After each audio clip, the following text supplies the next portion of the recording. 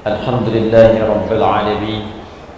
Wassalatu wassalamu ala Rasulil Karim An-Nabiyyin Amin Sayyidina Muhammadin wa ala alihi wa sahbihi wa ummatihi ila yawmiddin. Amma ba'd.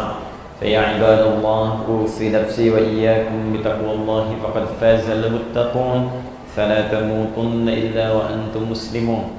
Faqala ta'ala: Ya ayyuhalladzina amanu taqullaha haqqa tuqatih wa la tamutunna illa wa antum muslimun.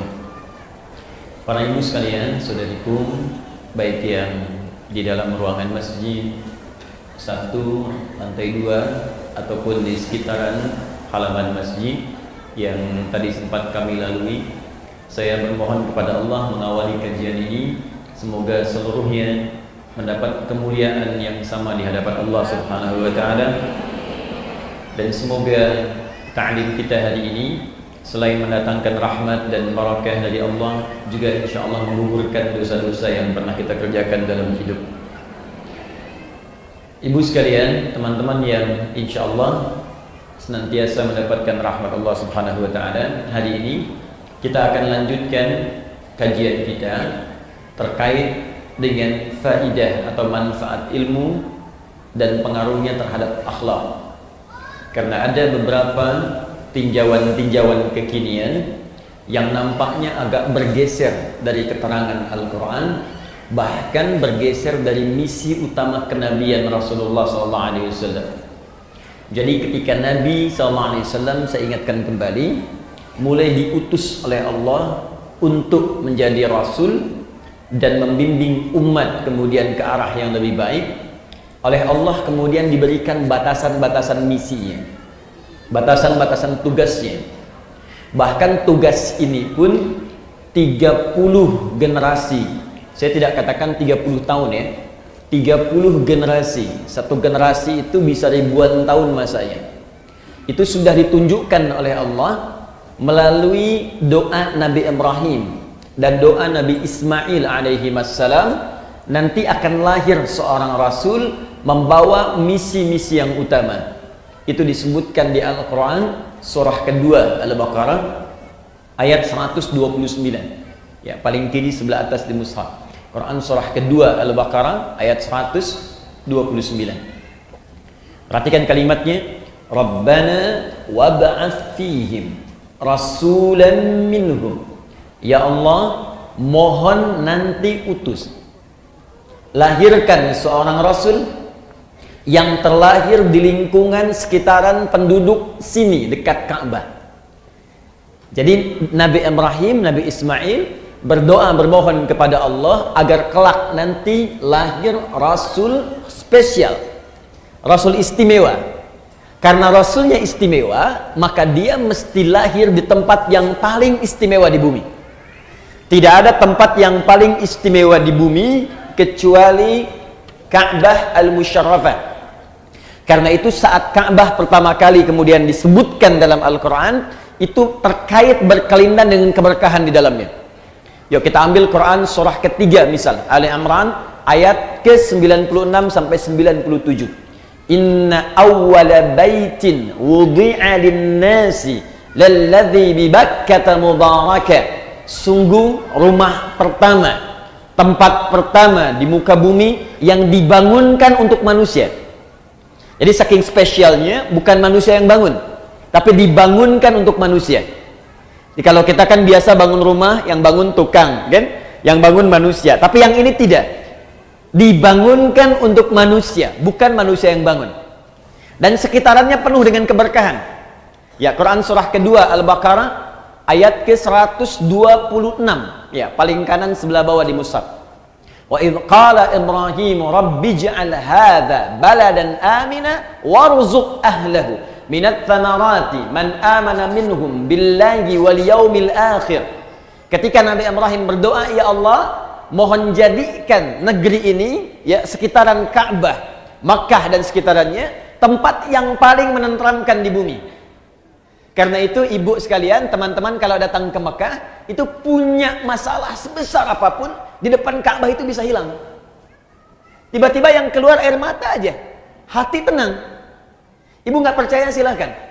Ibu sedang punya persoalan, sedang punya masalah, masuk rumah nggak enak, lihat TV nggak nyaman, lihat suami gelisah. Bisa. Tapi di depan Ka'bah itu bisa hilang. Bisa tenang gitu. Bahkan bisa bikin status. Ternyata ini yang bisa menenangkan hatiku. Ceplik gitu ya. Orang tawaf dia foto. Sebentar. Nah, ini jaminan. Jadi satu-satunya tempat di bumi, satu yang bisa mendatangkan ketenangan. Yang kedua, saking berkahnya, itu kan tempatnya tandus, Bu. Ya, para akhwat sekalian, tempat itu tandus. Tempat itu tandus, panas luar biasa, bebatuannya sifatnya padat. Jadi kalau teman-teman main ke Mekah, ya saya doakan insya Allah yang belum pernah haji atau umrah bisa berangkat lebih cepat ya. Ya. Dan tidak cukup dengan amin, nabung. Siapkan dari sekarang, nabung. Amin amin, kalau nggak ada persiapan nggak akan terwujud sampai kiamat kurang 2 hari. Sehari lagi buat persiapan lah, taubat minimal. Baik, saya kembalikan. Itu tempat tandus, bahkan air juga sulit, bebatuannya sifatnya padat. Itu ada di Quran surah ke-14 ayat 37. Ya, sifatnya biwadin ghairi dzi zar'in 'inda baitikal muharram. Kata Nabi Ibrahim, ya Allah, saya tinggalkan anak keturunanku ini di satu tempat di lembah yang tandus. Lembah yang tandus, air pun sulit didapatkan, tumbuhan nggak tumbuh. Cuma memang berkahnya, inda baitikal muharram, karena dekat dengan Ka'bah ini, maka dia dapat keberkahan. Walaupun tak bisa tumbuh tanaman, batunya tandus luar biasa, pekat dan kuat luar biasa, tapi karena berkah, hampir semua buah-buahan itu ada di sana. Pisang ada, pohon pisang nggak ada, Bu, tapi pisangnya ada. Pohon apel nggak ada, apelnya ada. Pohon jeruk nggak ada, jeruknya ada. Itu cuma sekitaran Ka'bah al-Musyarrafah. Karena yang dilahirkan Rasul istimewa, maka kata Nabi Ibrahim, Nabi Ismail, ya Allah, mohon lahirkan seorang Rasul yang istimewa. Saking istimewanya, tempatnya harus di tempat yang istimewa. Di dekat Ka'bah al-Musyarrafah. Tidak ada satu Rasul pun dari sejak Nabi Adam alaihissalam yang terlahir di dekat Ka'bah kecuali Nabi Muhammad sallallahu alaihi wasallam. Ya, Nabi Muhammad. Saya pernah tunjukkan kepada ibu dulu, masih ingat? Kalau ini Ka'bah kurang lebih seperti ini.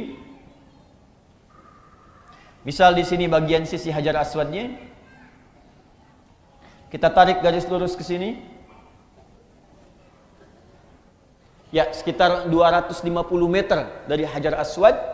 Tarik lurus, sini bertemu dengan Bukit Safa. Lantai paling bawah bertemu dengan Babus Salam. Dari Babus Salam naik sedikit ke atas, di sini ada eskalator pertama, eskalator kedua. Ini ada tangga, ya. Tangga biasa. Naik ke atas lurus sampai di sini. Di sini ada rumah yang sekarang menjadi perpustakaan, Al-Maktabah Al-Qadimah. Maktabah Makkah Al-Mukarramah. Sini ada perpustakaan, sini tempat air, ngambil air zam-zam yang menggunakan jerigen. Jerigennya dijual di sebelah sini, ada yang 10 real, ada yang 5 real. Ngambilnya ke sini. Nabi lahir di sini. Tempat ini disebut dengan Maulid Nabi sallallahu alaihi wasallam, tempat dilahirkannya Nabi Muhammad sallallahu alaihi wasallam. Nah, yang ingin saya katakan, ketika keduanya berdoa, Nabi Ismail, Nabi Ibrahim alaihi wassalam, ya Allah, nanti utus seorang Rasul yang lahirnya dekat tempat mulia ini. Ini persis yang dimaksud Nabi Muhammad sallallahu alaihi wasallam. Nabi Muhammad itu kelahirannya didoakan 30 generasi sebelum lahirnya beliau. Itu ribuan tahun masanya. Nabi Ibrahim ke Nabi Muhammad itu sallallahu alaihi wasallam itu jaraknya 30 generasi, Bu. Ya, Muhammad bin Abdullah bin Abdul Muttalib bin Hashim bin Abdul Manaf bin Qusay bin Murrah bin Kilab bin Ka'ab bin Ghalib bin Fihir bin Malik bin Nadar bin Kinana bin Khuzaimah bin Mudrika bin Ilyas bin Nizar bin Mudar bin Ma'ad bin Adnan bin Addi bin Adri bin Muqawwam bin Nahur bin Tarikh bin Ya'rub bin Yasjub bin Nabit bin Ismail alaihissalam bin Ibrahim alaihissalam. 30. Ayo diulang. 30 generasi. Nah, apa yang terkait dengan pembahasan kita saat ini? Ketika kemudian berdoa, tidak sekedar berdoa Rasulnya lahir, tapi juga meminta kepada Allah membawa misi yang utama. Apa misinya? Satu, kembali ke Quran surah kedua Al-Baqarah tadi ayat 129. Perhatikan 4 misinya. Satu, yatslu alaihim ayatika. Ya Allah, mohon perkenankan Rasul ini nanti saat ia ditugaskan menjadi Rasul akan membimbing umatnya dengan ayat-ayatmu, membacakan, mengajarkan kepada umatnya ayat-ayatmu. Yatslu alaihim ayatika. Maka Allah kemudian kabulkan, diturunkanlah ayat-ayat. Mulai Quran surah ke-96 ayat yang pertama, Iqra bismi rabbikal ladzi khalaq, sampai terkumpul dari Al-Fatihah sampai An-Nas. Karena dibacakan, didengar bacaan-bacaan yang dibacakan disebut dengan qiraah. Ya, kalau dibacakan terus tanpa pernah bosan, berulang-ulang disebut dengan Quran namanya. Quran. Kalau beda dengan bacaan biasa mungkin ada yang terus dibacakan tapi bosan. Yang ini dijamin oleh Allah terus dibacakan, terus diulang. Bahkan setiap hari manusia bisa 17 kali mengulangnya dan tidak pernah ada yang bosan. Maka tambah alif lam di depannya menjadi Al-Quran. Al-Quran. Satu-satunya kitab di muka bumi, kitab suci, satu-satunya yang dibacakan 17 kali setiap hari oleh setiap muslim dan tidak pernah ada yang mengeluh bosan. Ibu, siapa yang baca Quran 15 kali sehari? Kebanyakan Ustaz. Baik. Yang 1 kali sehari baca Quran? Ada? Boleh angkat tangan? Masya Allah. 2 kali sehari? Masya Allah. 3 kali sehari? Tidak ada. Berarti ibu sholatnya cuma sekali, 1 rakaat. Berarti sholat subuh tadi 1 rakaat ya? Kan kita baca Al-Fatihah 17 kali sehari. Al-Fatihah Al-Quran bukan? Al-Quran dibaca pasti 17 kali sehari karena jumlah rakaat sholat itu 17 rakaat. Jadi kalau ada yang baca Al-Fatihah cuma sekali sehari, itu artinya sholat subuhnya 1 rakaat. Nah, kembali ke sini. Bukankah semua isi Al-Quran disebut ayat? Ya kan? Al-Fatihah 7 ayat, Al-Baqarah 286 ayat, Ali Imran 200 ayat, An-Nisa 176 ayat. Perhatikan doa Nabi Ibrahim tadi. Yatslu alaihim ayatika, ayat. Ya Allah, mohon utus nanti seorang Rasul yang akan mengajarkan pada umatnya ayat-ayatmu. Maka turunlah Al-Quran, disebut isinya dengan ayat, dikabulkan bagian pertama. Jelas? Nah, karena ini isi Al-Quran seluruhnya itu bimbingan hidup. Diajarkan oleh Nabi pada kita. Nah, saat Nabi mengajarkan kepada kita itu, tuntunan Nabi ketika mengajarkan kepada kita dijelaskan oleh Nabi, maka terkumpulah ajaran-ajaran Nabi. Kumpulan dari sesuatu ajaran disebut dengan kitab namanya. Baik, teruskan ayatnya. Rabbana wab'ats fihim rasulan minhum yatslu alaihim ayatika wa yu'allimuhumul kitab. Saya ulang. 1 ayat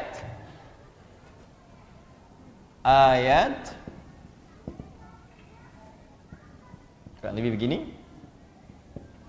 Kedua, wa yu'allimuhumul kitab.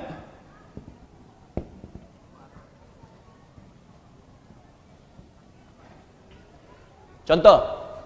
Tahan, nanti ibu akan paham ketika saya selesaikan di akhir apa yang saya maksudkan. Baik, ibu sekalian, para akhwat. Kata Nabi Ibrahim, Nabi Ismail, ya Allah, utus seorang Rasul dan turunkan ayat kepada Rasul ini untuk mengajarkan umatnya. Maka Allah turunkan. Ada ayat misalnya tentang sholat, bimbingan. Bagaimana cara menyembah Allah subhanahu wa ta'ala. Turun Quran surah kedua Al-Baqarah ayat ke-43. Wa aqimus sholat. Tunaikan sholat. Ayatnya kan turun kan? Maka turun ayat. Makanya tidak boleh kita beribadah kalau tidak ada ayatnya. Tidak ada dalilnya.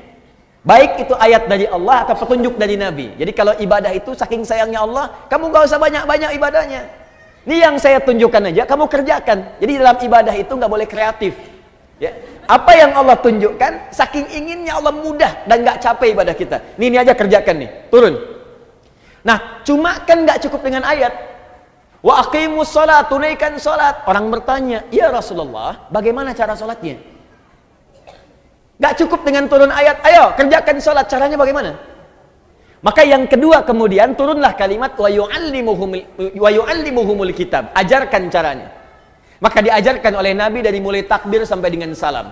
Turun ayat, kerjakan sholat. Bagaimana caranya? Ditunjukkan oleh Nabi. Begini cara takbirnya, ya, begini cara sedekapnya, begini cara rukuknya, begini cara sujudnya sampai dengan salamnya. Dikabulkan. Doa yang kedua, Nabi Ibrahim, Nabi Ismail dikabulkan oleh Allah Subhanahu wa taala. Maka ajaran Nabi menerangkan Alkitab itu sekarang disebut dengan hadis, prakteknya disebut dengan sunnah namanya. Pelan-pelan. Kumpulan ayat tadi disebut apa? Al-Quran. Baik. Penjelasan Al-Quran dari Nabi disebut apa tadi? Hadis. Prakteknya disebut apa? Sunnah. Sunnah. Dalilnya dari Al-Quran, penjelasannya dari sunnah Nabi Sallallahu Alaihi Wasallam. Maka kalau ibu ingin bertanya bagaimana cara sholat, lihat keterangan Nabi, lihat sunnahnya Nabi. Maka turunlah kemudian bimbingan-bimbingan Nabi ini dibukukan supaya kita mudah pelajari. Nah tadi saya sampaikan sesuatu yang dikumpulkan, sesuatu yang dibukukan disebut dengan kitab namanya. Maka para ulama sekarang mengumpulkan bimbingan-bimbingan Nabi disebut dengan kitab. Maka muncullah apa yang disebut dengan kitab hadis. Ibu kalau ingin lihat misalnya bagaimana Nabi mengajarkan sholat, lihat kitab hadis. Buka Sahih Muslim misalnya, ya, di Kitabus Shalah bab tentang sholat, nomor hadis 397 misal, ya.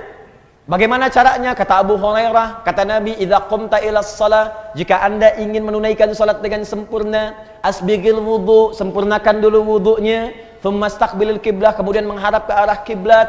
Setelah kemudian siap, thumma fakabbir, kemudian bertakbir, farafa'a yadayhi hadwa mankibaihi, maka letakkan telapak tangannya kemudian sejajar dengan bahunya di sini.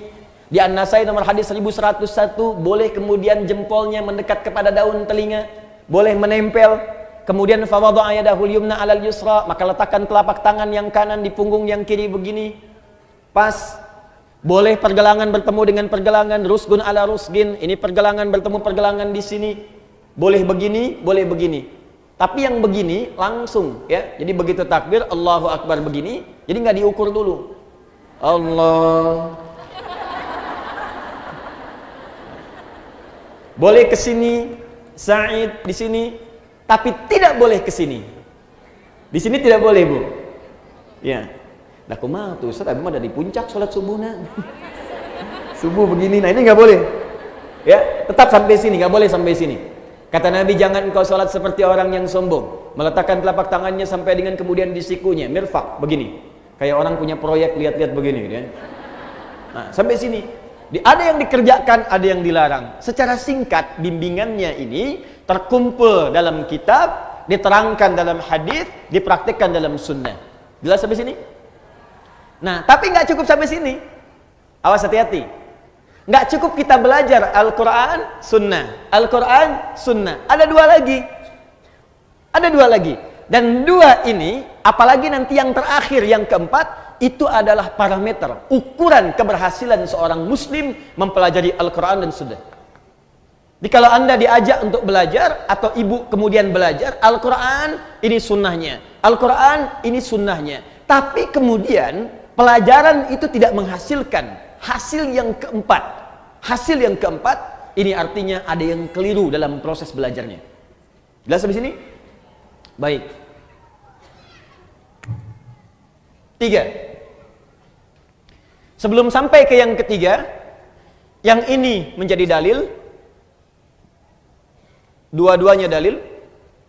Sudah? Ini kumpulannya disebut dengan kitab, penjelasannya dari hadis, tuntunannya disebut apa namanya? Sunnah. Ilmunya disebut dengan fiqih namanya. Ilmunya disebut dengan fiqih. Seperti ini. Fiqh. Tahan pelan-pelan. Ini penting saya terangkan dulu fiqih. Nah, kenapa saya sebutkan fiqih? Karena nanti di fikih ini ada kaitan dengan yang ketiga. Ini tugas Nabi yang ketiga. Apa itu? Wal hikmah. Mengajarkan hikmah di balik setiap ketentuan yang tertuang dalam Al-Quran dan Sunnah tadi. Hikmah. Esensi dari setiap perintah yang Allah kemudian sampaikan dan Nabi jelaskan. Hikmahnya apa? Esensinya apa? Fungsinya apa? Contoh, ibu fokus misalnya tadi kembalikan ke sholat. Kita ingin menunaikan sholat.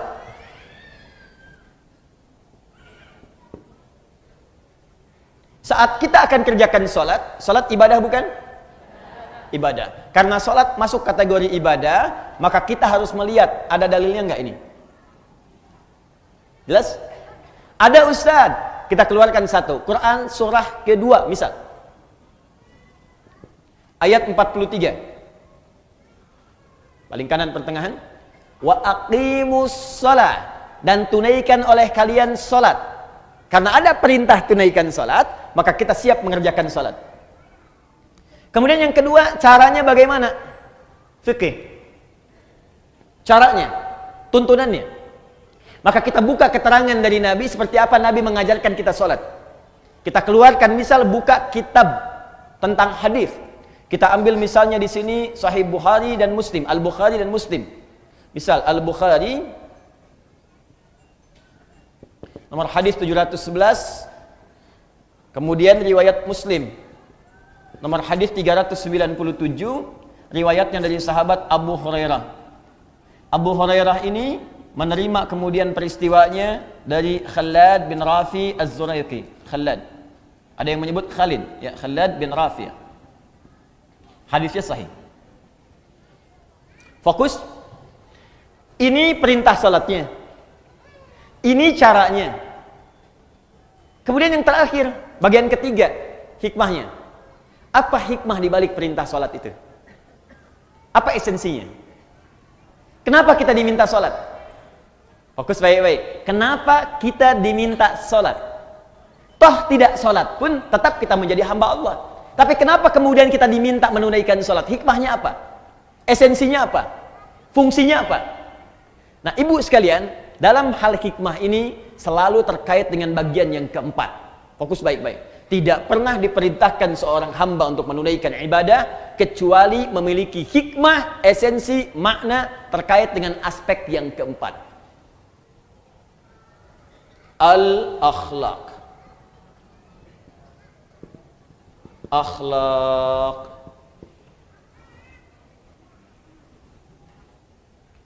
Tahan.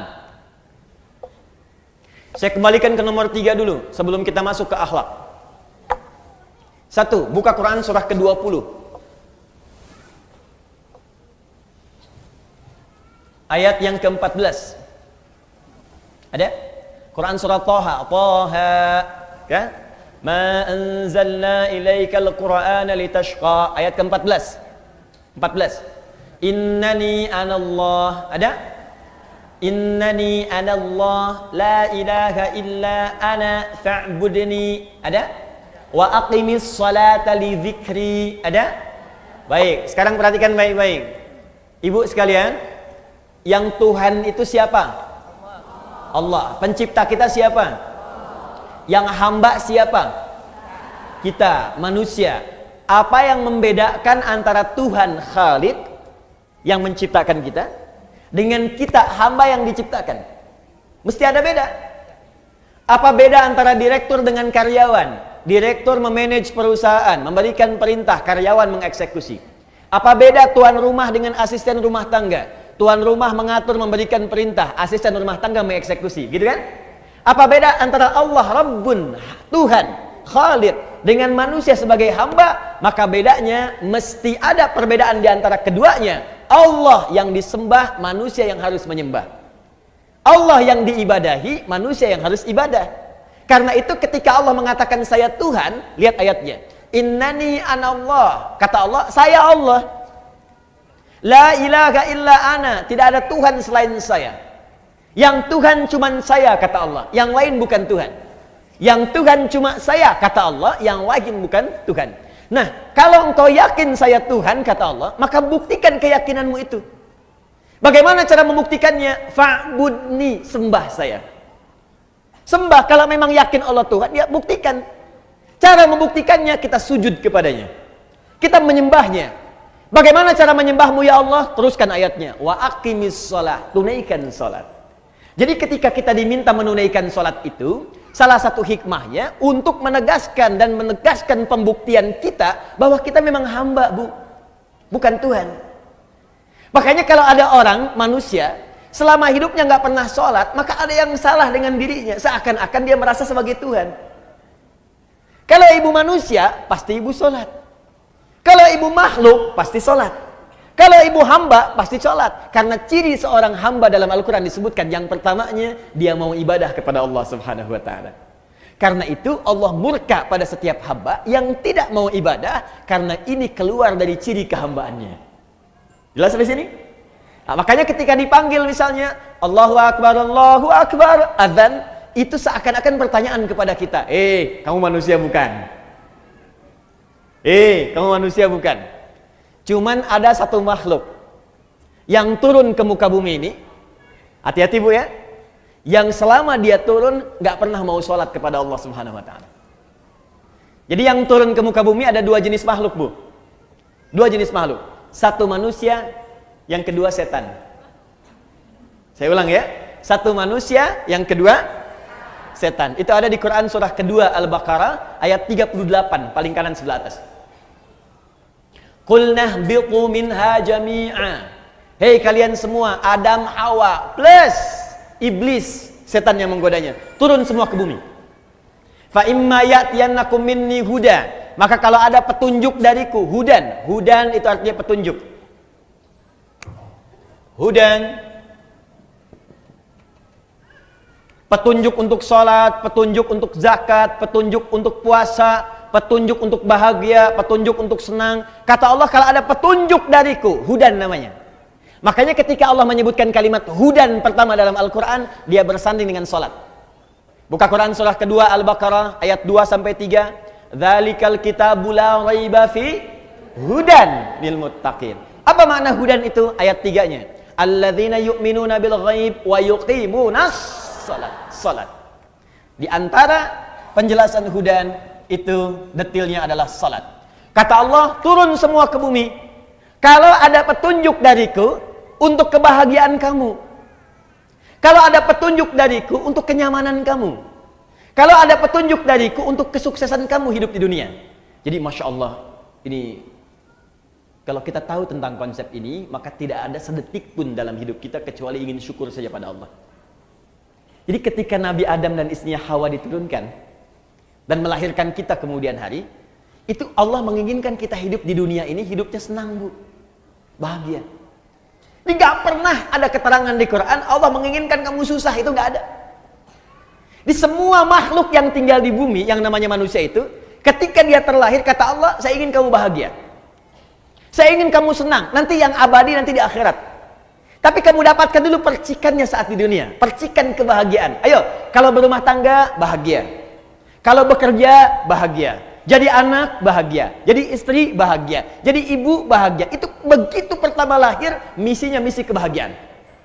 Jadi kalau ada manusia yang tidak bahagia, yang salah bukan Allah, yang salah manusianya sendiri. Kenapa? Karena tidak mengikuti petunjuk kebahagiaan yang telah Allah tetapkan.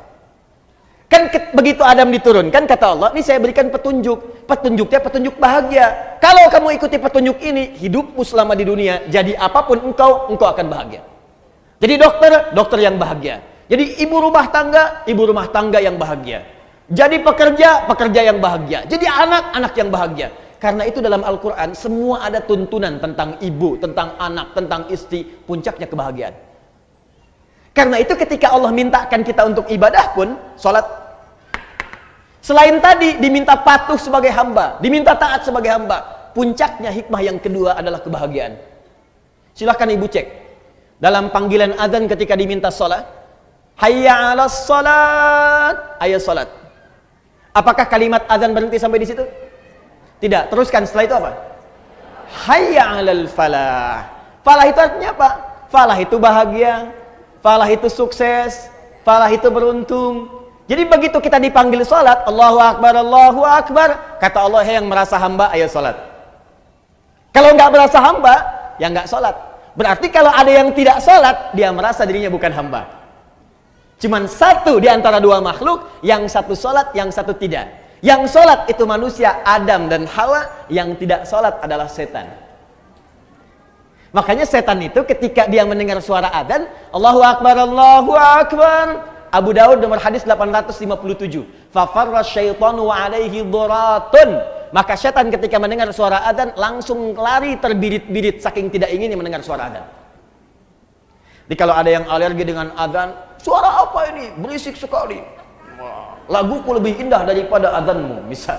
Nah, ini sama dengan bukan saya yang bilang, awas hati-hati. Awas, nggak boleh saya jadi tersangka. Awas hati-hati. Bukan saya yang bilang. Ini sama dengan dia sedang dipengaruhi oleh setan. Karena hakikatnya manusia. Mesti beda. Jadi kalau ibu ingin bedakan, ibu itu manusia apa setan, gampang. Satu, manusia itu pasti sholat. Ini gampang aja. Kalau ibu sedang sholat, misalnya Allahu Akbar, ada yang tidak sholat. Setan. Bukan. Ini artinya dia tidak sedang sadar, dia sedang tidak sadar dengan kehambaannya. Jelas sampai sini? Maka jangan ikut-ikutan setan, Bu, jangan bersaing dengan setan. Setan itu profesional dalam urusan maksiat. Dan sangat sempurna, perfect dalam urusan meninggalkan ibadah. Jadi kalau ibu sudah nggak mau ibadah, ibu sudah telat ketinggalan, udah ada setan yang duluan. Dan jangan bersaing, ibu nggak akan menang. Nggak akan menang. Karena itu lebih baik kita menjadi manusia yang seutuhnya. Jelas? Hayya 'alal falah, hikmah yang kedua, setiap ibadah melahirkan kebahagiaan. Makanya semua orang-orang yang ibadah itu pangkal pertama kebahagiaan itu ketenangan, Bu. Ketenangan. Mustahil orang bisa bahagia kalau tidak tenang. Ibu pilih mana ya?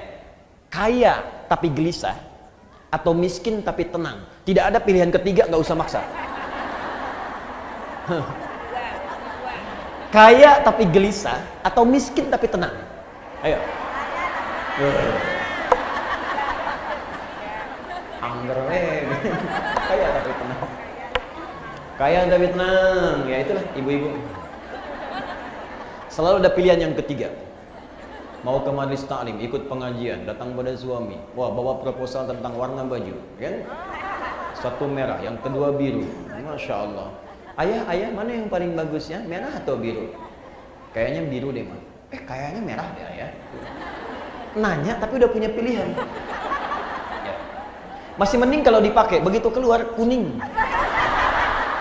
Selalu ada pilihan yang ketiga. Gak apa-apa. Gak apa-apa. Nah, kebahagiaan itu pangkalnya ketenangan. Jadi mustahil ada orang bahagia kalau nggak tenang, itu mustahil. Karena itu hikmah ibadah, itu setiap kita menunaikan ibadah pasti ada ketenangan. Ibu kalau nggak percaya silakan. Ibu kalau sedang baca Quran tenang nggak? Tenang. Baca Quran ibadah bukan? Ibu kalau sedang berdoa tenang nggak? Tenang. Jadi berdoa itu walaupun solusi belum datang, tapi ketenangan tiba. Ya Allah, berikan kecerdasan pada anakku. Ya Allah, luluskan ia dalam ujiannya esok. Ujiannya baru besok, tapi ketenangannya sudah ada. Ya Allah, lancarkan pekerjaan suamiku, ya Allah. Ya Allah, tenangkan keadaan jiwa-jiwa kami. Jadi pekerjaan baru besok dikerjakan, tapi ketenangannya sudah tiba. Semua ibadah, pangkal pertamanya melahirkan ketenangan. Makanya ada rumus dalam perkataan para ulama, ibu, kalau sedang tidak tenang, sedang gelisah dalam urusan dunia, ibu berdoa. Atau ibadah. Pilih jenisnya yang mudah kita kerjakan. Misal di rumah tangga ada persoalan, alih-alih ibu bikin status yang tidak jelas. Sekarang banyak peluang dilakukan di media sosial. Ya lebih baik ibu kerjakan ibadah, ambil wudhu, menghadap ke kiblat, buka mushaf, baca. Walaupun solusi belum datang, tapi ketenangan itu akan tiba. Ustadz kalau nulis statusnya sambil baca mushaf gimana? Sama aja salah tuh. Kamu tidak seperti yang aku kira. Nungguin komen gitu kan sampai maghrib. Baca Quran, doa, sholat, ya lakukan pekerjaan itu, ketenangan akan tiba. Nah itu yang dimaksud dengan hikmah, esensinya. Nah tapi ada puncak hikmah. Ini tujuan yang paling tinggi dibalik semua perintah ibadah. Dan ini misi yang paling puncak. dari setiap misi kerasulan Nabi Muhammad sallallahu alaihi wasallam. Fokus baik-baik. Bahkan saking pentingnya misi ini, Nabi sendiri yang menegaskan dengan lisannya. Kalau ada hidayat yang menyampaikan, Anda boleh ragukan atau tinggalkan. Tapi kalau Nabi yang sampaikan, beliau shadiqul amin, orang yang tidak pernah keliru dan terpercaya dalam hidupnya. Ya, tidak pernah berbuat salah dalam pengertian keliru, apalagi dusta. Maaf, dan beliau senantiasa dipercaya bahkan oleh lawan-lawannya. Shadiqul amin. Apa perkataan Nabi? Buka dalam kitab Syu'abul Iman, diriwayatkan oleh Al-Imam Al-Baihaqi, dikenal dengan Sunan Al-Baihaqi, kitabnya Syu'abul Iman, nomor hadis 2009 sampai 2010. Fokus. Innama bu'ithu liutammima salihal akhlaq. Sungguh misi utamaku. Fokus. Misi utamaku ketika aku diutus ke muka bumi ini adalah untuk menyempurnakan kemuliaan akhlak. Untuk menyempurnakan kemuliaan akhlak. Jadi misi utama Nabi, kenapa diturunkan Al-Quran kepada Nabi? Untuk membimbing umatnya supaya berakhlak mulia. Kenapa Nabi menjelaskan lewat hadis? Supaya umatnya berakhlak mulia. Kenapa ada hikmah di balik ibadah? Supaya dengan hikmah itu dibimbing kepada akhlak yang mulia. Puncaknya ini. Kalau ada orang jujur di bumi, umat Islam mesti lebih jujur. Kalau ada orang tawadhu di bumi, umat Islam mesti yang paling tawadhu. Kalau ada orang sabar di bumi, umat Islam mesti yang paling sabar. Kesempurnaan akhlak. Karena itu, perhatikan baik-baik. Bagian keempat ini, lihat puncaknya. Kembalikan ke Al-Baqarah 129. Rabbana wab'ats fihim rasulan minhum yatslu 'alaihim ayatika, ayat sudah. Wa yu'allimuhumul kitab, kitab sudah. Wal hikmah, hikmah sudah. Yang keempat, wa yuzakkihim, dan menjadikan hati mereka bersih, suci. Kebersihan hati, kebersihan jiwa, itu yang disebut dengan puncak akhlak. Dalilnya, penegasannya di kitab Syu'abul Iman nomor hadis 2009 sampai 2010. Wa yuzakkihim, bersih jiwanya. Kalau jiwanya bersih, maka semua anggota tubuhnya pasti akan berbuat kebaikan. Perbuatan baik yang dikerjakan seluruh anggota tubuh itu yang disebut dengan akhlak namanya. Jelas sampai sini? Sekarang yuk kita buktikan. Saya agak pelan-pelan supaya kita mengerti. Fokus. Contoh sholat. Kembali. Ibadah bukan? Karena itu mesti ada apa? Dalil. Ambil dari Al-Quran, dalilnya Quran surah kedua ayat 43. Jelas? Baik. Caranya bagaimana? Yu'allimuhumul kitab, lihat di Al-Bukhari hadisnya, lihat di Muslim. Ini cara sholatnya. Jadi nggak boleh ngarang-ngarang cara sholat sendiri, tidak boleh.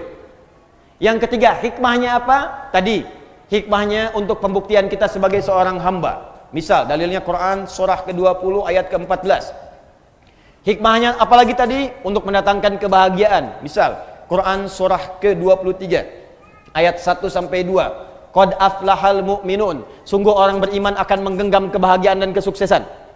Apa amalannya? Ayat keduanya, alladzina hum fi salatihim khashi'un, yaitu orang-orang yang salatnya khusyuk. Di puncak kebahagiaan bisa diraih dengan salat yang khusyuk. Nah, sekarang bagian terakhir. Salat yang baik itu pasti akan berdampak kepada akhlak. Akhlak yang mulia. Maaf, mata orang yang salat pasti baik. Telinga orang yang salat pasti mendengar yang baik.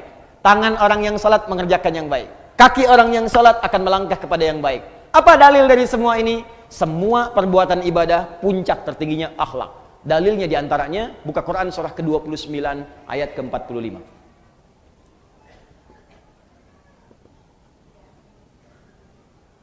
Al-Ankabut ayat 45. Ibu hafal insya Allah pertengahannya, cuman awalnya aja barangkali yang sering dilupakan. Buktinya gampang. Innas sholata tanha. Itu pertengahannya. Awalnya utlu ma uhya ilaika minal kitab. Lihat utslu tilawah, Bu. Coba Ibu bandingkan dengan Al-Baqarah 129. Rabbana wab'ats fihim rasulan minhum yatslu alaihim ayatika. Yatslu itu baca, pelajari. perintahnya utslu. Sebelum Anda sholat, baca dulu, pelajari dulu, lihat keterangan yang bersumber dari Nabi. Utslu, watslu, utslu. Lihat ayatnya, lihat keterangannya. Ada kan? Terus, utslu ma uhiya ilaika minal kitab. Kitab, ada lagi disebutkan. Ya, Rabbana wab'ats fihim rasulan minhum. Yatslu, utslu. Yatslu alaihim ayatika wa yu'allimuhumul kitab. Kitab disebutkan lagi. Utslu ma uhiya ilaika minal kitab. Kata Al-Quran, ibu sebelum sholat, jangan tergesa-gesa untuk sholat. Keluarkan dulu semua tuntunan dari Nabi, bagaimana cara sholat yang baik. Pahami bacaannya. Utslu itu punya 3 arti dari kata tilawah. Utslu dari kata tilawah punya 3 arti. 1, baca. 2, pahami yang dibaca. 3, amalkan yang dipahami itu. Tilawah namanya. Makanya kalau ada orang baca Quran, supaya kita paham, di sampingnya kan ada yang menerjemahkan kan? Siapa yang menerjemahkan itu? Sari tilawah. Sebetulnya orang Arab itu tidak mengenal sari, kenalnya tilawah. Tilawah. Cuman mungkin di Indonesia yang pertama kali tilawah itu Bu Sari.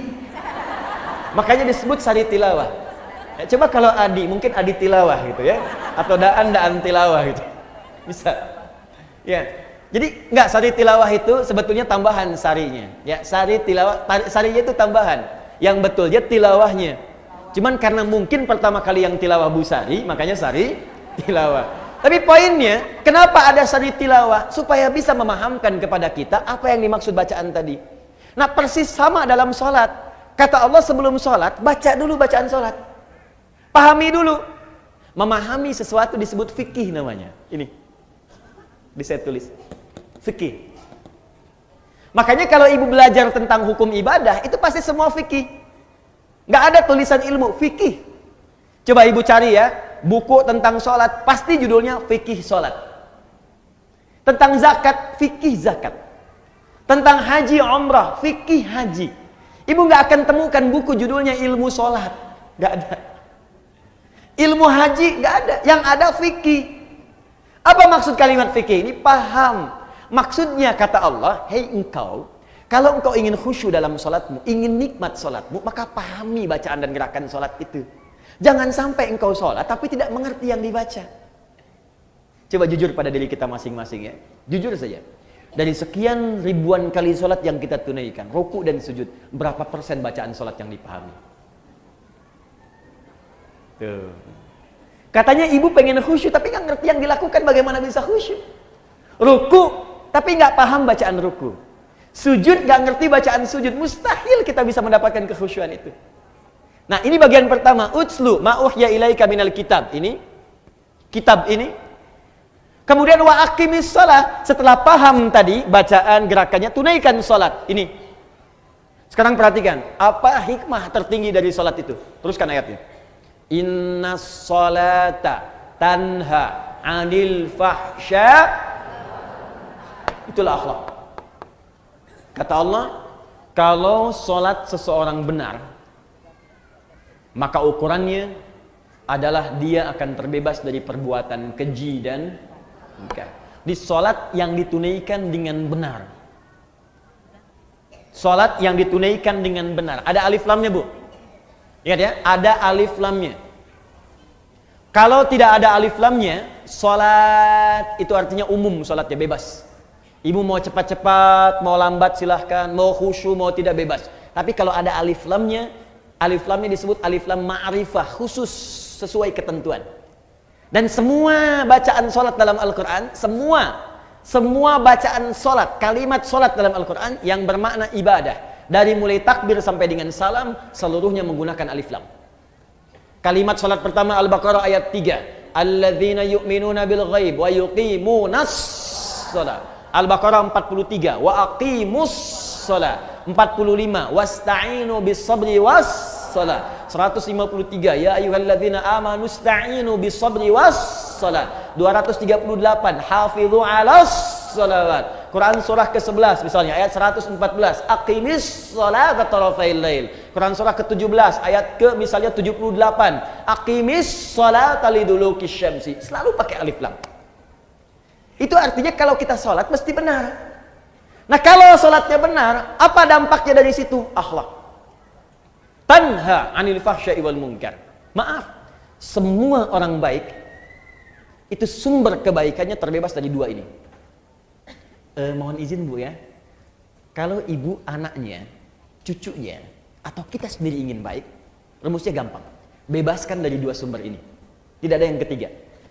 Di keburukan itu cuma dua. Kalau bukan fahsya, pasti munkar. Kalau bukan fahsya, pasti munkar. Apa itu fahsya? Keji. Apa itu keji? Fahsya. Fahsya, keburukan yang bersumber dari syahwat. Pornografi, porno aksi, LGBT, yang jorok-jorok, yang kotor itu fahsya. Awas, hati-hati. Saya ulang ya. Pornografi, porno aksi, LGBT, homo, lesbi, transgender, sejenisnya itu fahsya namanya.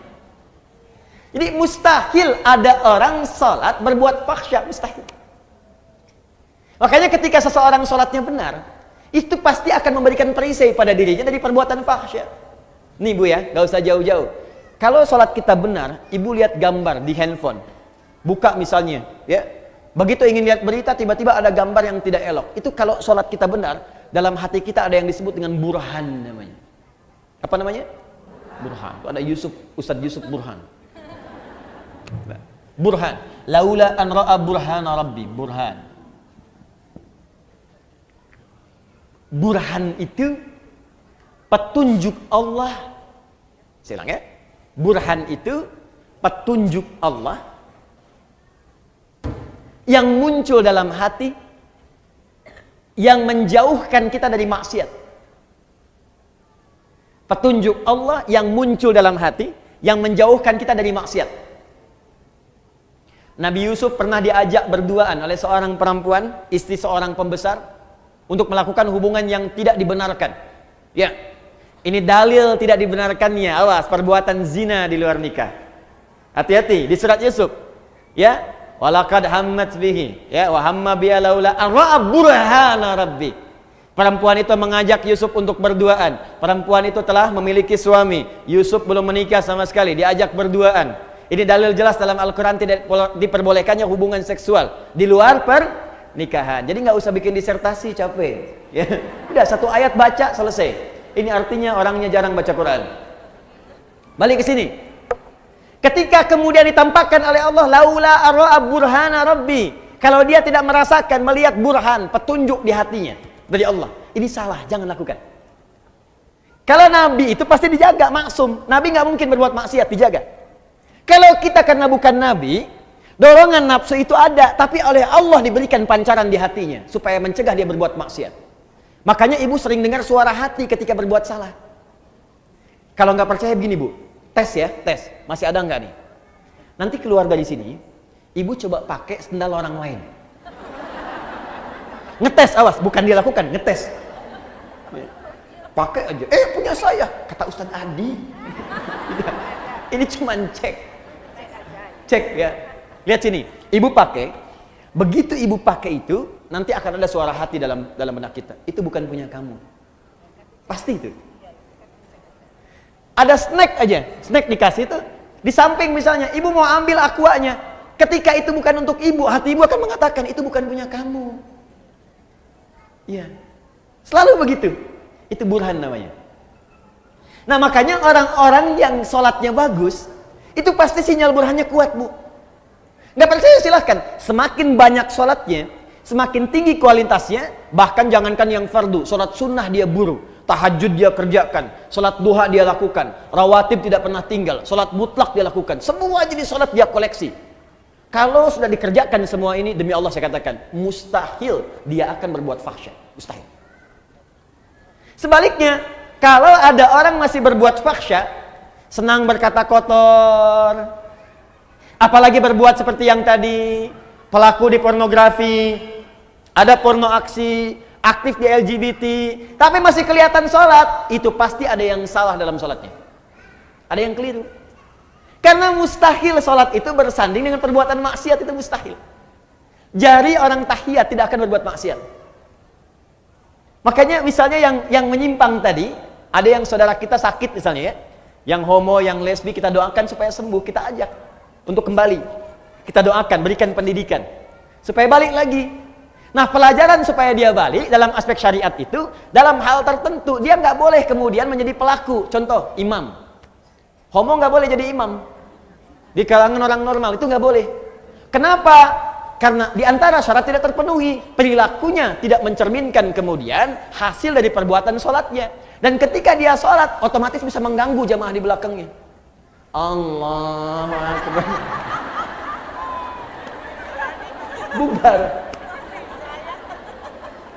Bubar sholatnya. Jelas ya? Baik. Jadi mustahil Bu, mustahil ada orang sholat berbuat fahsya, itu mustahil. Awas.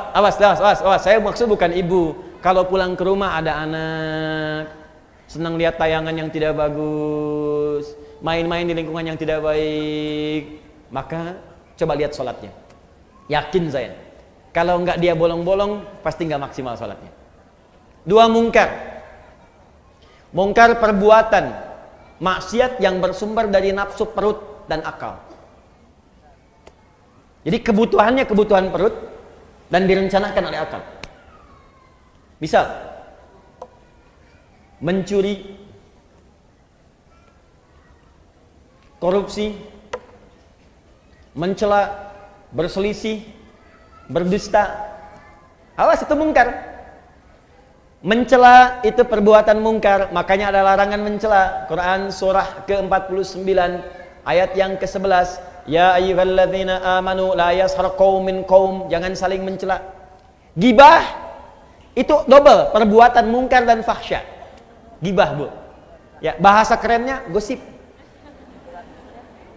Ya, makanya maksiat itu jangan dibikin keren, Bu. Jangan merubah kalimat maksiat menjadi kalimat yang halus, sehingga dengan halusnya kalimat itu seakan-akan perbuatan itu boleh. Jangan. Ibu katakan aja begitu. Sekarang kan misalnya Bu ya, maaf ya, mencuri sekarang kan dimodifikasi kalimatnya. Korupsi, udah aja sebut maling, itu jelas selesai. Kenapa yang ayam disebut maling, yang besar-besar disebut koruptor? Kan jadi kayak keren. Makanya ketika dibawa kemudian oleh petugas, gayanya kayak mau pergi ke hotel. Bawa koper, bawa apa, rombongan gitu kan. Udah ada sebut maling, udah selesai. Ya. Orang-orang yang menjual diri, laki-lakinya, perempuannya sebut pezina. Ini diperbagus, karena diperbagus seakan-akan jadi boleh. Kupu-kupu malam. Jadi kalimatnya dibikin bagus, karena dibikin bagus itu seakan-akan menjadi boleh. Udah, maksiat pun langsung aja dibikin dengan kalimat yang jelas seketika. Kata Allah, la taqrabuz zina, zina. As-sariqu was-sariqatu, maling, pencuri, sebut dengan itu. Sehingga ketika kalimatnya itu keras disebutkan, dia akan jauhi. Bapak kamu maling ya? Bukan, koruptor. Karena dibikin bagus. Ya. Ibu kamu kok keluaran malam-malam? Dia kupu-kupu.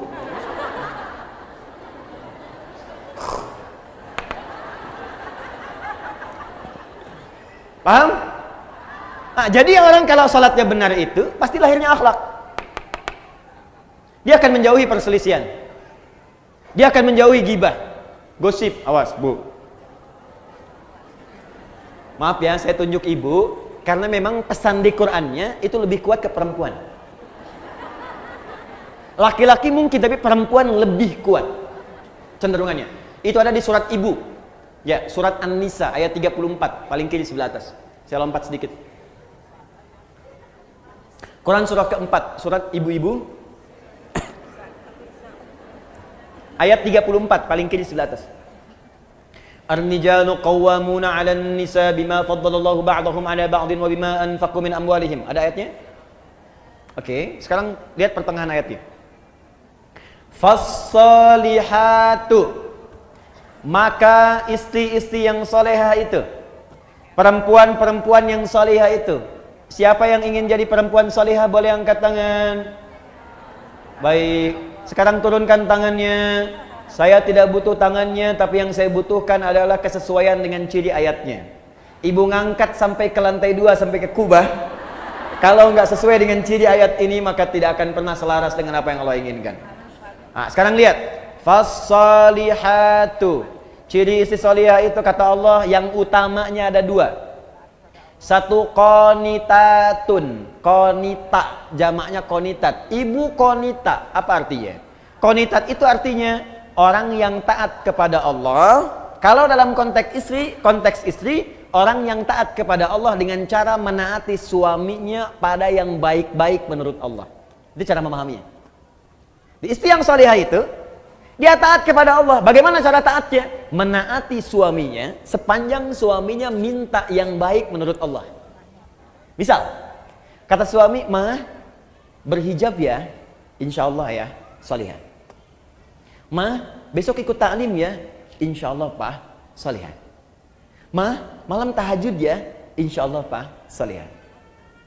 Ma, besok baca Quran ya, Pak nanti aja deh, setengah salihah." Ngapain sih Pak Quran melulu? Tidak solihah. Jelas? Nah, jadi ibu, kalau suami minta pada yang baik-baik, ibu cepat kerjakan. Sebetulnya bukan suami yang minta, tapi Allah yang menurunkan lewat perintah itu untuk bertanya kepada Anda. Hei, kamu solihah bukan? Kamu solihah tidak? Tidak Ustadz, saya anak. Bukan namanya, sifatnya. Di ketika lewat kemudian di kalimat ustadz, apalagi di kalimat suami, itu untuk mengecek sifat solihah itu ada tidak. Mama, nanti mama malam tahajud ya. Kalau papa terlampau capek, mama bangun. Papa gimana sih nyuruh tapi tidak dilaksanakan? Jangan lihat kalimat itunya bu. Lihat kalimat perintahnya. Boleh jadi itu titipan Allah untuk menaikkan level solihah ibu. Karena itu ketika suami dipasangkan dengan istri, seringkali Allah kirimkan kemudian karakter-karakter pada suami, perintah-perintah pada suami, sebetulnya untuk menyempurnakan sifat istri. Itu hikmahnya. Dan sebaliknya, diturunkan kemudian pasangan pada istri yang serupa, karena ini kemudian lahan untuk menyempurnakan sifat suami. Makanya pasangan itu pasti sesuai. Dan jangan pernah mengharapkan pasangan orang. Kenapa suami saya tidak seperti ustadz ya? Udah itu jalurnya. Jelas ya? Nah, cirinya itu. Tapi kalau suami memerintahkan kepada yang tidak baik menurut Allah, ibu boleh tolak dengan cara yang lembut. Ma, besok papa ada family gathering di perusahaan. Mama kan tahu level papa di perusahaan. Yang lain gak ada yang pakai jilbab, ma. Lepas dulu lah, paling cuma 30 menit. Ibu boleh tolak dengan cara yang lembut. Pak, pekerjaan rezeki itu sudah Allah atur, Pak. Yang belum teratur kan surga kita. Mama khawatir ketika jilbab ini dilepas kita terpisah di surga. Lebih baik kita kenakan ini, dan ini bisa mengantarkan kita pada rezeki yang baik dan ridha Allah Subhanahu wa taala. Khawatir gimana kalau nanti saat dibuka mama wafat? Siapa yang tanggung jawab? Itu lebih indah masuk ke dalam hati dibandingkan dengan celaan dan kagetan. Lepas dulu ya, Ma. Apa? Paham ya? Itu begitulah. Walaupun memang tidak mudah. Ustadz juga sama ya. Sama. Makanya jarang Ustadz ceramah bawa istrinya. Itu sangat jarang. Ini live, Mas. Nanti kita selesaikan di rumah. Dua. Nah ini kaitan dengan yang tadi. Hafizatun lil ghaibi bima hafizallah. Ciri istri salihah itu adalah menjaga nama baik keluarga, suami, khususnya ketika tidak sedang bersamanya. Perhatikan baik-baik. Yang telah Allah tutupi. Jadi kalau ada aib di rumah tangga, kata Allah jangan buka keluar. Ini jaminan Allah, Bu ya. Sepanjang ibu tidak buka keluar, maka Allah akan tutup sampai dengan hari kiamat. Makanya kata Nabi, kalau ada peristiwa terjadi malam hari nggak enak, siangnya jangan dibuka, tutup. Kalau ada peristiwa siang, jangan dibuka malamnya. Nah ini yang terjadi seringkali, siang masih dibuka. Dan sekarang wasilahnya banyak, media sosial. Dia nggak keluar rumah, tapi bisa bikin status di dalam rumah. Nah yang paling tidak elok itu kadang-kadang, ini menjadi bahan untuk berbuat maksiat. Padahal dia sholat, tapi masih dikerjakan. Yang digosipkan bukan urusan luar, yang dibawa keluar justru masalah di dalam rumah. Judulnya memang pengajian datang. Ustadz belum tiba, ketemu kawan, saling bersalaman.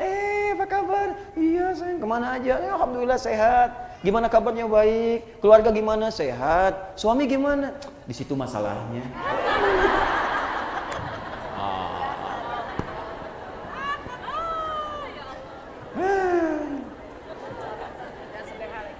Ya. Ingat, gosip perbuatan fahsya sekaligus mungkar. Berselisih mungkar, mencela mungkar, menghina mungkar pada yang bukan tempatnya, karena ada nanti perbuatan yang harus dicela. Ingat. Awas, hati-hati. Mohon maaf, mencuri mungkar. Sekarang saya ingin tanya, ini kan baru contoh. Fokus baik-baik. Salat ibadahnya, dalilnya sudah ada, ini prakteknya. Dalilnya ini, petunjuknya ini, hikmahnya ini, puncaknya akhlak. Di akhlak itu puncak dari semua ketentuan yang Allah turunkan kepada kita.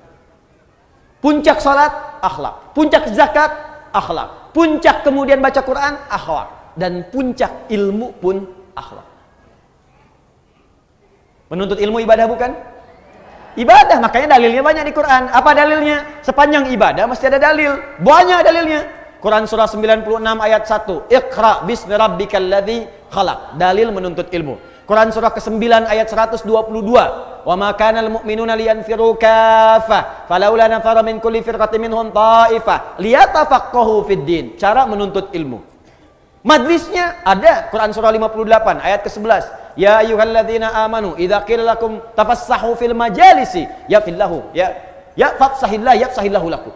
Fafsahu yafsahillahu lakum. Hai orang-orang beriman, kalau diperintahkan kepadamu, ayo cepat penuhi majlis-majlis, share informasinya, share tempatnya. Siapa yang bisa meluaskan majlisnya akan diluaskan oleh Allah Subhanahu wa taala. Dari mana itu Ustaz tahu ayat ilmu? Teruskan ayatnya. Yarfa'illahu alladhina amanu minkum walladhina utul ilma darajat. Ayatnya ada. Hadisnya utlubul ilma. Ya, talabul ilmi faridatun ala kulli muslim. Menuntut ilmu itu kewajiban dari setiap muslim. Ibnu Majah nomor hadis 233. Man salaka tariqan yaltamisu fihi ilma sahalallahu lahu tariqan ilal jannah. Siapa yang berusaha datang ke majelis ilmu dengan segenap kemampuan dirinya, maka Allah akan catat untuk meringankan langkahnya ke surga. Al-Bukhari Kitabul Ilmi nomor hadis 71. Ya, perhatikan baik-baik. Man yuridillahu fihi khaira yufaqihu fid din. Siapa yang Allah inginkan menjadi orang yang lebih baik, maka dia akan didorong untuk belajar ilmu agama. Al-Qur'annya ada, hadisnya ada, hikmahnya banyak. Ilmu membuat orang lebih pintar, ilmu membuat turun ayatnya la yastawil ladzina ya'lamuna wal ladzina la ya'lamun. Tidak sama orang berilmu dengan yang tidak berilmu. Orang berilmu pernah derajat di sisi Allah. Bertauhid harus pakai ilmu. Quran surah 47 ayat ke-19. Fa'lam, mesti punya ilmu. Annahu la ilaha illallah, untuk menetapkan tiada Tuhan selain Allah. Ilmu. Hikmahnya ada. Dalil ada. Hadis ada. Hikmah ada. Puncak terakhirnya akhlak. Jadi kalau ibu belajar ilmu, datang ke pengajian, belajar. Apa yang dipelajari? Al-Quran. Apa yang dipelajari? Sunnah. Tapi ketika Anda keluar dari tempat pengajian itu, Anda belajar Quran dan Sunnah. Tapi ketika keluar tidak membawa akhlak, berarti ada yang salah dengan pelajarannya. Ibu tuh keluar dari pengajian Al-Quran dan Sunnah, tapi ketika keluar kok pandai mencela. Apa yang ibu pelajari? Anda belajar Al-Quran dan Sunnah, begitu keluar dari pengajian pandai berselisih. Apa yang Anda pelajari? Semua sahabat yang belajar dengan Nabi, ketika akan praktek yang dibawa akhlak dulu. Silakan perhatikan baik-baik. Nabi sedang ke masjid, orang-orang mau sholat, tiba-tiba datang seorang Arab Badui. Dia tidak tahu di mana toiletnya. Zaman Nabi nggak seperti masjid TSM seperti ini. Masjidnya bagus, ada karpetnya. Ini tanah. Sulit mencari toilet. Tiba-tiba Arab Badui karena nggak tahu lari ke pojok masjid. Ke pojok masjid buang air kecil di situ. Tiba-tiba Umar. Wah. Umar dengan pembawaan karakternya yang tegas langsung ingin mengeksekusi. Woi, salah. Langsung pengen keluar. Kelihatan oleh Nabi, diajari akhlak oleh Nabi. Umar, biarkan aja. Tapi Nabi ini kan dia belum tahu. Yang belum tahu diberitahu, bukan dimarahi. Biarkan dia selesai dengan hajatnya, siram dengan air bersihkan. Setelah itu beritahu, tempatnya bukan di sini. Tuh. Indah sekali ibu sekalian. Di banyak kejadian-kejadian yang Nabi contohkan lewat akhlak. Setelah itu Umar belajar. Setelah itu makin bijak, Masya Allah. Bijaknya luar biasa. Dalam setiap keputusannya. Umar setelah menjadi khalifah, jadi pemimpin, jadi presiden kalau sekarang, itu malam-malam selalu belusukan. Di Umar, inisiator belusukan di muka bumi. Belajar dari Nabi dan tidak pernah bawa kamera. Orang sekarang beda-beda dia, tapi Umar lain. Jalan. Begitu malam-malam jalan lihat rakyatnya, ada seorang ibu. Memiliki beberapa anak. Ditidurkan oleh ibunya. Ditidurkan itu bukan karena pengen tidur, karena lapar, menangis terus, tidak ada makanan. Dan saat menidurkan ini, pura-pura ibu masak. Yang dimasak apa? Pasir isinya batu, digoreng-goreng. Sambil masak batu itu dia bersyair. Duhai khalifah, senang-senang tinggal di istana, rakyatmu melarat makan seadanya. Duhai khalifah, engkau makan enak, kami menggoreng-goreng batu tanpa ada makanan. Anakku kelaparan, tidak ada yang makan yang bisa diberikan. Umar lewat. Seketika, ketika mendengar dan melihat apa yang disaksikan itu, perhatikan kalimatnya. Ada celaan kepada Umar. Ada kemudian tuntutan kepada Umar. Umar tidak marah merespon itu, langsung lari ke Baitul Mal. Diambil kemudian gandum, dipikul dengan punggungnya. Ajudannya mengejar ingin bawakan, kata Umar, saya yang akan dihisab bukan engkau di hari kiamat. Dibawakan oleh Umar, datang ke tempat ibu itu, kemudian disingkirkan semua batu dan pasir tadi, dimasakkan oleh Umar langsung dengan tangannya, dan tidak pernah mengatakan saya khalifahnya, tidak. Jadi begitu dimasakin, si ibunya pun nggak tahu, dan Umar nggak perkenalkan dia Umar. Dimasak oleh Umar, ibunya yang paling menarik bu, sambil dimasakin sambil dicela oleh ibu itu. Duhai khalifah, enak-enak engkau tinggal di istana, orang lain yang datang memasakkan kepadaku. Duhai khalifah, engkau enak makan enak, orang lain datang kepadaku bukan engkau. Padahal itu Umar. Apa Umar berkata kemudian, ini saya bu, ya abdi Umar. Tidak, Umar masak aja. Setelah itu disuapi oleh Umar, dibantu ibu itu dan pulang. Perhatikan pengajaran Nabi, sungguh indah. Makanya orang-orang yang belajarnya benar, itu puncak tertingginya itu pasti akhlak. Pasti akhlak. Ibu melihat ada orang masuk masjid, safnya belum lurus. Coba lihat, barangkali dia belum tahu. Orang yang belum tahu, diberitahu bukan dimarahi. Woi, belum lurus tuh, apa nggak tahu? Tidak. Bapak, itu belum lurus. Bu, yuk kita luruskan yuk supaya rapat. Biarin aja. Usil aja. Saya di sini sudah 10 tahun. 10 tahun. Padahal masjidnya baru 5 tahun, Bu. Kadang-kadang ada yang begitu, nggak apa-apa. Nggak ada masalah, baik, nggak apa-apa Ibu ya. Mudah-mudahan nanti bisa diluruskan. Atau imamnya yang posisi lebih tinggi datang. Makanya kami kalau di Timur Tengah, itu kalau ngimami jalan dulu. Lihat. Ya, jadi nggak langsung di belakang ini, di depan nengok ke belakang. Ya, dan bahasa imam tuh boleh pakai bahasa lokal, nggak harus pakai bahasa Arab. Ya, contoh itu bahasa, ada bahasa yang harus Arab sepenuhnya seperti azan, sholat harus bahasa Arab. Tapi ada bahasa yang boleh pakai makna dengan bahasa lokal. Seperti imam mengarahkan makmumnya. Ibu sekalian tolong rapatkan, luruskan safnya. Bahasa Arabnya istau, istau istaqimu. Coba ibu paham mana? Yang pertama, yang kedua? Lama kan? Baik. Jadi nggak harus pakai bahasa Arab. Istau, sudah tahu, tidak. Luruskan, rapatkan. Nah, kadang-kadang ada yang belum paham, maka bergeser, lihat, Bu ini belum lurus, belum rapat. Nggak apa-apa kok Pak, di sini aja enak. Ah, kalau ibu nggak pengen rapat, gampang caranya. Jadi imam. Imam tuh nggak harus rapatkan kanan kiri, sendirian aja depan. Oh ya nggak apa-apa nih kalau gitu saya rapatkan, enak. Pertanyaan saya, kenapa sekarang banyak orang belajar, kok tiba-tiba jadi kasar gitu? Yang paling aneh itu begini, belajar Islam, tapi kok jadi berselisih? Kenapa? Pulang ke rumah berselisih dengan suami. Pulang ke rumah berselisih dengan tetangga. Anda tuh belajar apa? Nabi itu datang ke Madinah mempersatukan. Kenapa Anda belajar kemudian memecahkan diri? Coba cek, silahkan baca sejarah. Nabi di Mekah menyatukan. Datang ke Madinah mempersaudarakan Aus dengan Khazraj. Ini Anda belajar, tiba-tiba pulang jadi memecah. Pasti ada yang salah. Akhlaknya kemana?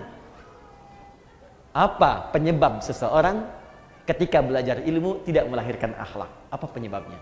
Itu inti materi kita. Yang tadi muqaddimah. Oh, judulnya itu kan? Ya kan? Ah, ini judulnya. Sebab kalau nggak saya kasih pengantar, ibu nggak akan paham apa maksud pembahasan ini. Jelas ya? Jadi yang tadi apa? Muqaddimah. Nggak apa-apa. Sampai jam berapa kita? Oh ya, baik ya. Ya, boleh. Silakan sampai jam 12, saya jam 10 pulang. Mau itikaf sampai jam 12. Ya. Sambil dibantu ya, kita kumpul beramal soleh insyaallah ya. Kumpul beramal soleh. Kemudian saya dengar ada penggalangan dana juga ya untuk Pekanbaru ya, Riau dan sekitarannya yang terkena kabut asap. Silakan ke amal soleh, dan tidak setiap keadaan demikian. Nanti saya juga akan ikutan insya Allah akan ikutan. Tapi simpan dulu supaya kita bisa fokus untuk belajar dulu ya. Baik, fokus ini. Satu penyebabnya. Saya akan cepat saja, paling cuma 2 atau 3 poin saja. Ya, 1 poin setengah jam. Satu, sudah? Apa penyebab orang belajar tidak melahirkan akhlak? Ibu kalau diperluas, ini sampai juga ke tingkat sekolah formal. Kenapa anak sekarang belajar kok senang tawuran, ya kan? Kenapa anak sekarang belajar kok terjerat oleh narkoba? Ya, kenapa anak sekarang belajar kok senang kemudian macam-macam lah yang kira-kira keluar dari norma-norma akhlak. Bahkan yang paling aneh itu begini, kenapa puncak pembelajar kok jadi menyimpang? Tinggi-tinggi belajar S1, S2, kan sekolah di Indonesia S semua. SD, SMP, SMA, S1, S2, S3. S-nya kan banyak tuh sampai dingin kan? Kenapa setelah dia dapat pekerjaan jadi menyimpang? Ilmunya tinggi. Apa ibu kira yang ditangkap KPK itu pangkatnya rendah semua? Tinggi. Yang doktor ada, yang profesor ada, itu tinggi-tinggi belajar. Ngapain tinggi-tinggi kalau hanya ujung-ujungnya itu kemudian pesantren? Ya. Pesantren perubahan akhlak gitu kan? Ya kenapa Anda usaha tinggi-tinggi, sekolah tinggi-tinggi kalau ujung-ujungnya hanya untuk berbuat maksiat? Tangan orang taat, orang sholat itu mustahil berbuat maksiat. Telunjuk kita kan dipakai tahiyat, Bu. At-tahiyatu lillah, at-tahiyatul mubarakatuh, salawatu thayyibatu lillah. Mau pakai 1, 2 dari 7 versi bebas. Yang penting ketika tahiyat, ini jari telunjuk itu nunjuk. Makanya jari ini kalau dipakai sholat gak akan maksiat. Akan maksiat. Yang gampang-gampang bikin status yang jelek kan pakai jari. Kalau gitu saya pakai ini aja nanti besok. Ke jari. Nulis, angkat telepon, pakai jari itu ngangkat. Makanya jari orang sholat nggak akan berbuat maksiat, mustahil berbuat maksiat. Cek suami ibu pulang ke rumah, kalau membawa sesuatu yang maksiat yang salah, tanyakan, papa sholat nggak? Sholat mah, kan mama lihat. Pak, tangan orang sholat mustahil berbuat maksiat. Tapi tawarannya tinggi mah, mustahil.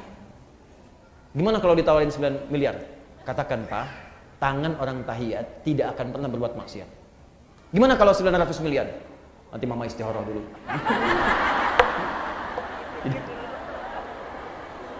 Dah, 1. Penyebab yang pertama. Tidak lurusnya niat. Tidak lurusnya niat karena Allah. Tuh, kaget bayi itu. Wow, kan? Ibu masih ingat ayat pertama yang diturunkan kepada Rasulullah apa bunyinya? Iqra, bukan. Ibu salah dapat informasi. Ayat pertama yang diturunkan kepada Nabi Muhammad SAW ternyata bukan Iqra. Ibu salah dapat informasi. Ternyata Iqra, bismi rabbikal ladzi khalaq. Ayat pertama.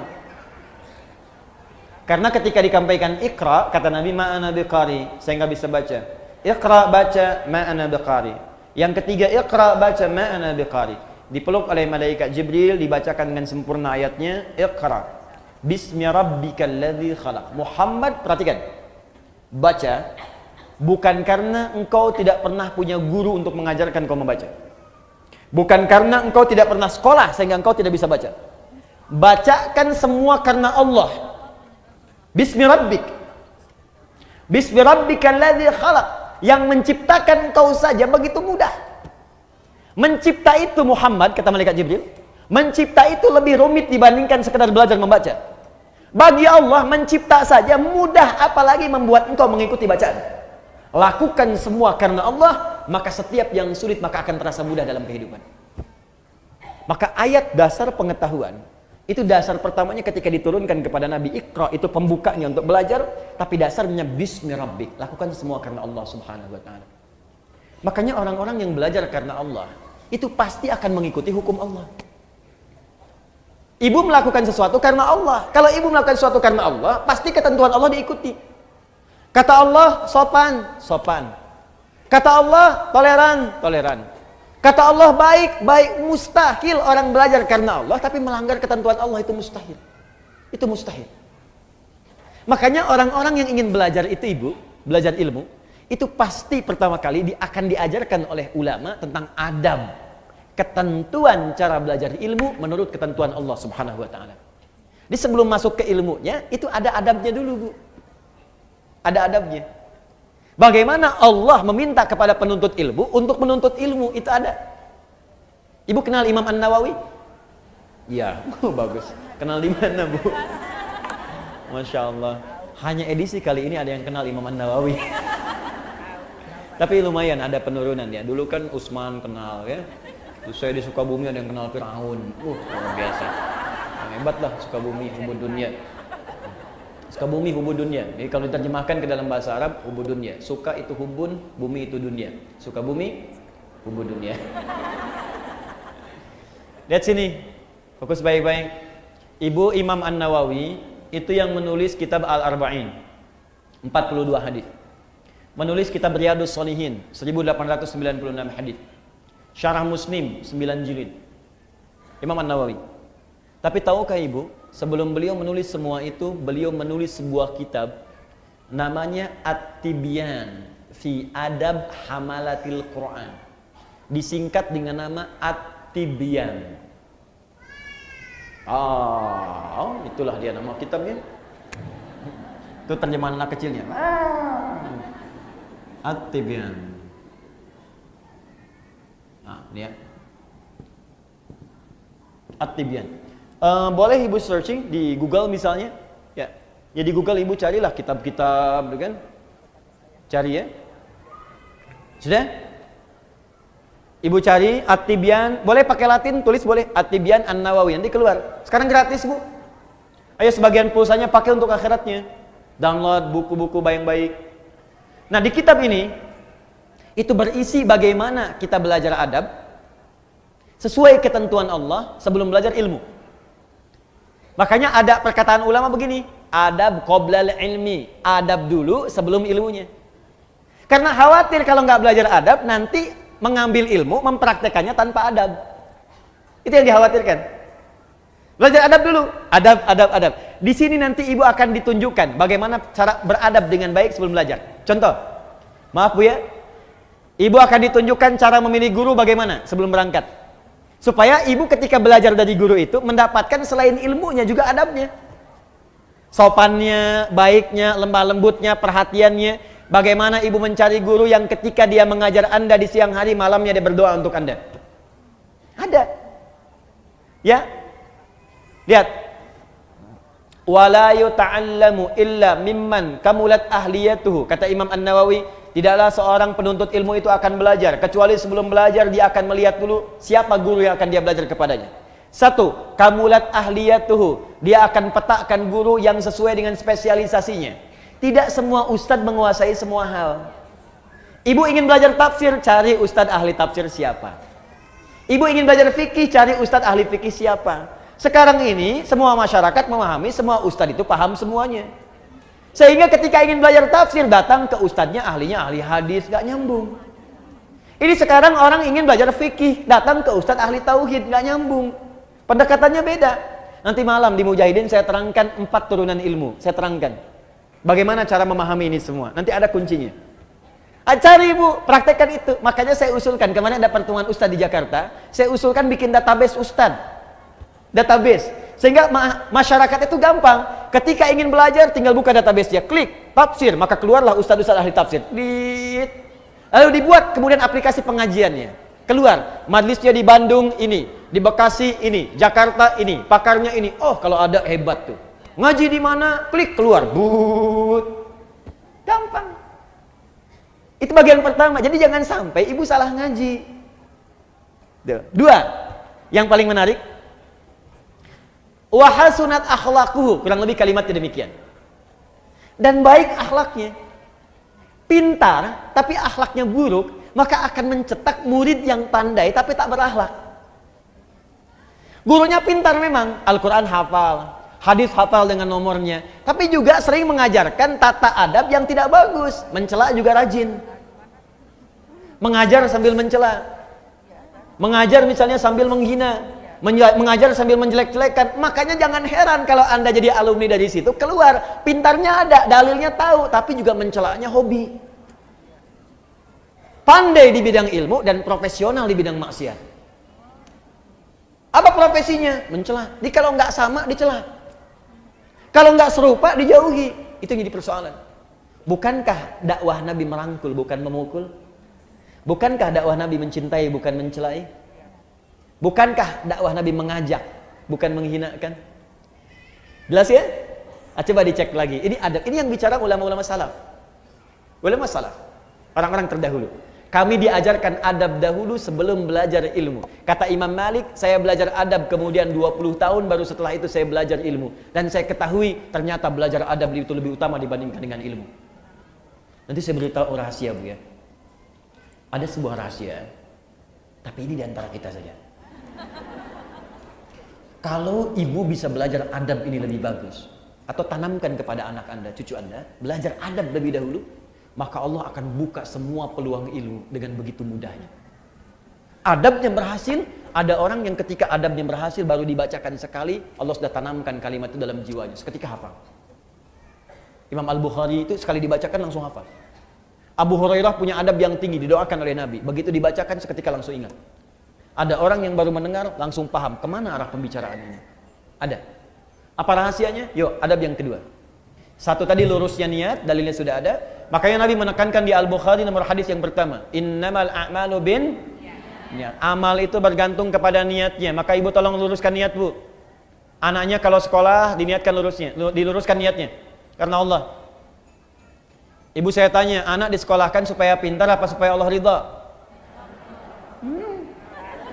Ridha. Benar. Supaya pintar apa supaya Allah ridha? Tuh kan mulai nambah, pintar dan Allah ridha. Coba dilihat lagi. Kalau ibu ingin Allah ridha, ibu pasti akan mencari sekolah yang mendatangkan keridhaan Allah.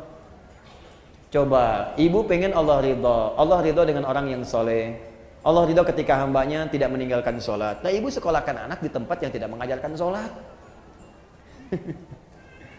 Ya gimana? Ya wajar kalau pulang dia nggak bisa sholat. Ya wajar kalau dia pulang ibunya capek teriak-teriak, sholat dulu. Nah, asarnya, mama gimana sih? Tadi barusan duhur, sekarang udah asar lagi. Coba cek. Maka cari yang pintar dan Allah ridha. Sekarang banyak, Bu, sekolah-sekolah yang membuat murid pintar dan Allah ridha. Dan sekarang Masya Allah kampus-kampus bahkan membuka beasiswa bagi para penghafal Quran. Kampus umum loh, membuka beasiswa bagi para penghafal Quran. Bahkan sekarang di kepolisian, di tentara, di pekerjaan-pekerjaan umum, itu penghafal Quran dapat prioritas. Tiba-tiba ada orang liberal mengatakan, ini diskriminatif ini.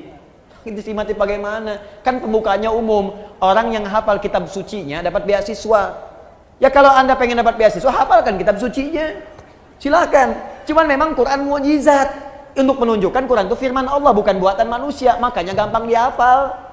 Kitab-kitab lain, ya sumbernya diragukan dari Allah. Karena diragukan, maka sulit dihafal. Makanya nggak pernah ada kompetisi menghafal Quran di kitab lain. Di Quran itu ada. Ingat, saya nunjuk Quran, saya nggak beri contoh langsung. Kalau saya contohkan langsung, pulang sini tersangka saya. Tidak, kita ingin menunjuk pelajaran kita di sini. Jelas ya? Paham? 2. Saya cepat. Nanti saya berhenti 5 menit lagi supaya kita bisa diskusi. Kedua, adab yang kedua, bagaimana seseorang dia bisa mendapatkan ilmu yang baik dari Allah Subhanahu wa taala sesuai dengan adabnya dan akhlaknya, maka dia menjaga hubungan dengan Allah Subhanahu wa taala. Yang pertama meniatkan karena Allah, yang kedua menjaga hubungan dengan Allah Subhanahu wa taala. Titik 2. Dengan meningkatkan takwa. Ini rahasianya. Dengan meningkatkan takwa. Dalil, Bu, dalilnya. Pakai dalil ya supaya kuat.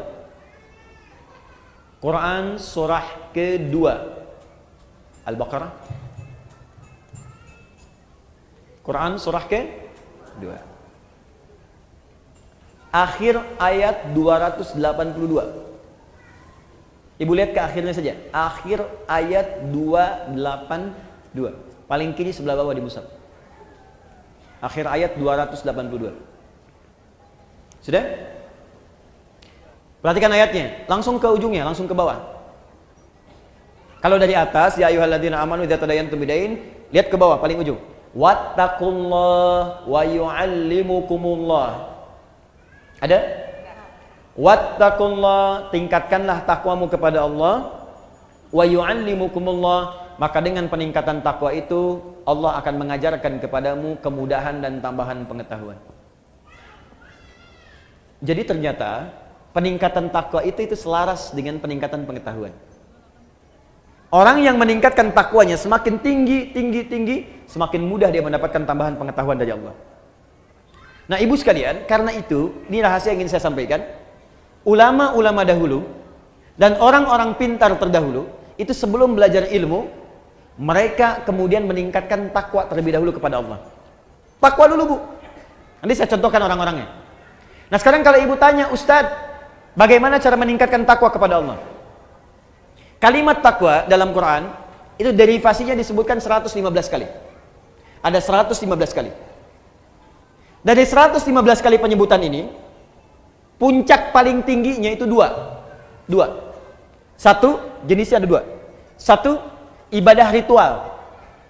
Ibadah ritual, salat itu bagian dari takwa. Dzalikal kitabu la raiba fi hudal lil muttaqin. Muttaqin orang takwa. Siapa muttaqin orang takwa ini? Ayat 3-nya. Alladzina yu'minuna bil ghaib wa yuqimunas shalat. Karena itu, kalau anak ibu ingin dimudahkan pengetahuan oleh Allah, Allah yang punya ilmu, Allah yang punya pengetahuan, Allah yang punya wawasan segalanya, semua tidak luput dari Allah. Ya, perhatikan, wa huwa ala kulli syai'in qadir, wa huwa bikulli syai'in alim. Semua Allah tahu. Kalau ingin diberikan oleh Allah pengetahuan itu, maka dekati Allah pemiliknya. Bagaimana caranya? Salat.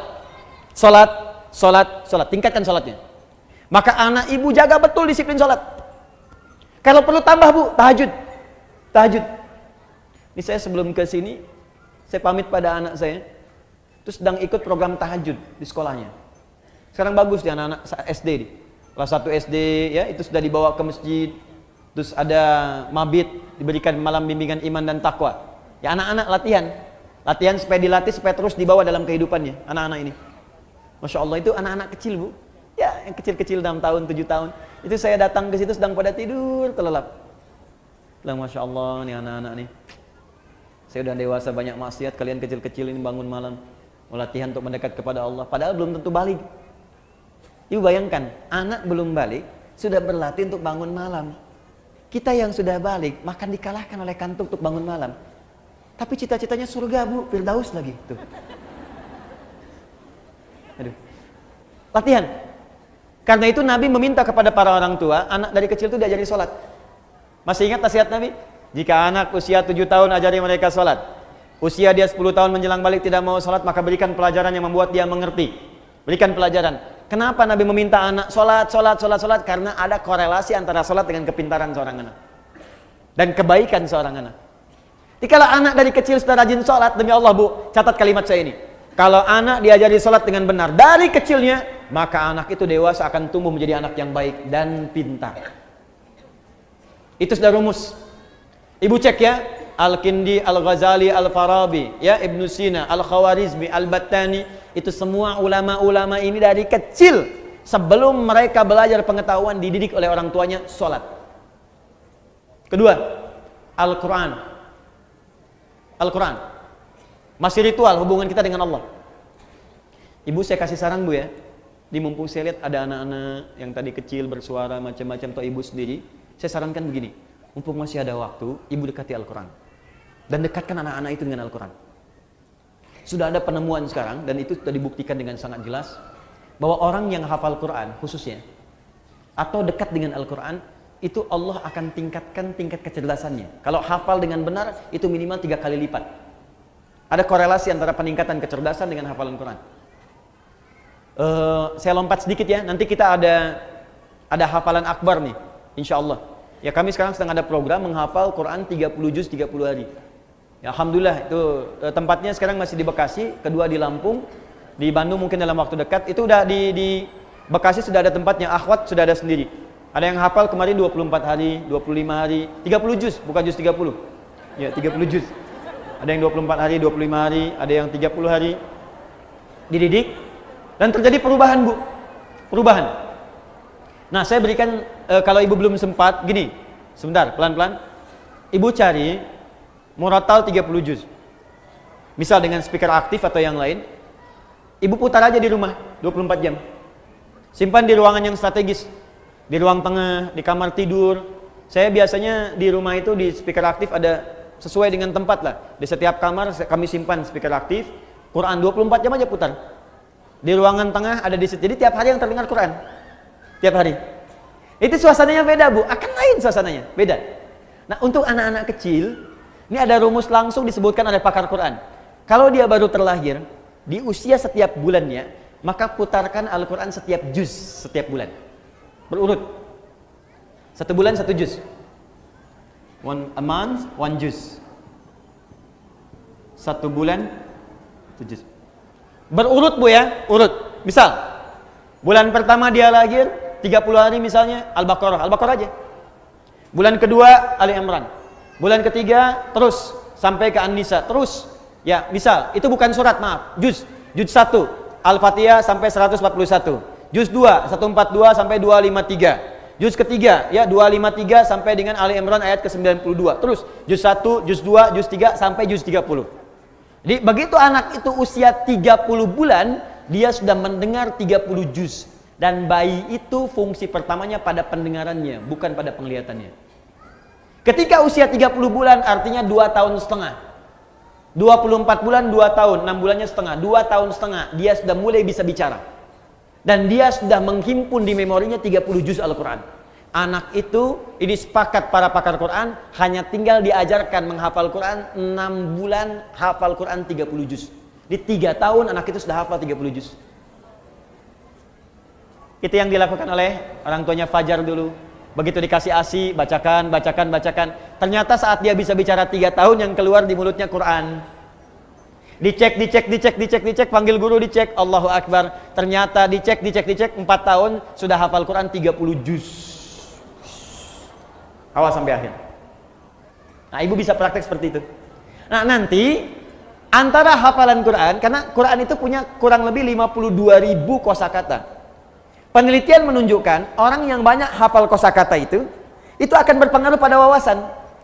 Dan karena dilatih cepat menangkap pengetahuan, dilatih cepat menangkap informasi, Quran itu kan paling dahsyat, Bu. Kami sekarang sedang punya proyek itu meng-MRI otak penghafal Quran. Ya, bagaimana cara dia menghafal dengan mengeluarkan Qurannya. Kan kalau yang biasa-biasa ditanya gini misalnya, Ibu kemarin jam 5 sore ada di mana? Berpikir dulu kan? Pikir dulu baru keluar. Penghafal Quran tidak. Teruskan. Qul huwallahu sepersekian detik. Bagaimana bisa mengeluarkan informasi itu di dalam bagian otak kita sehingga sepersekian detik bisa keluar. Nah, itu kalau menghafal Qurannya benar, Bu, itu bisa dipakai memori untuk menghafalkan pengetahuan yang lain. Belajar fisika, begitu disampaikan masuk, dibutuhkan keluar cepat. Biologi, dihafalkan masuk, keluar cepat. Makanya orang Islam dulu, itu walaupun mereka ahli biologi, matematika, bahkan kedokteran, itu rata-rata semua penghafal Quran. Ibu buka ya, ada kitab namanya Bidayatul Mujtahid. Sekarang banyak digandrungi, kitab fikih perbandingan.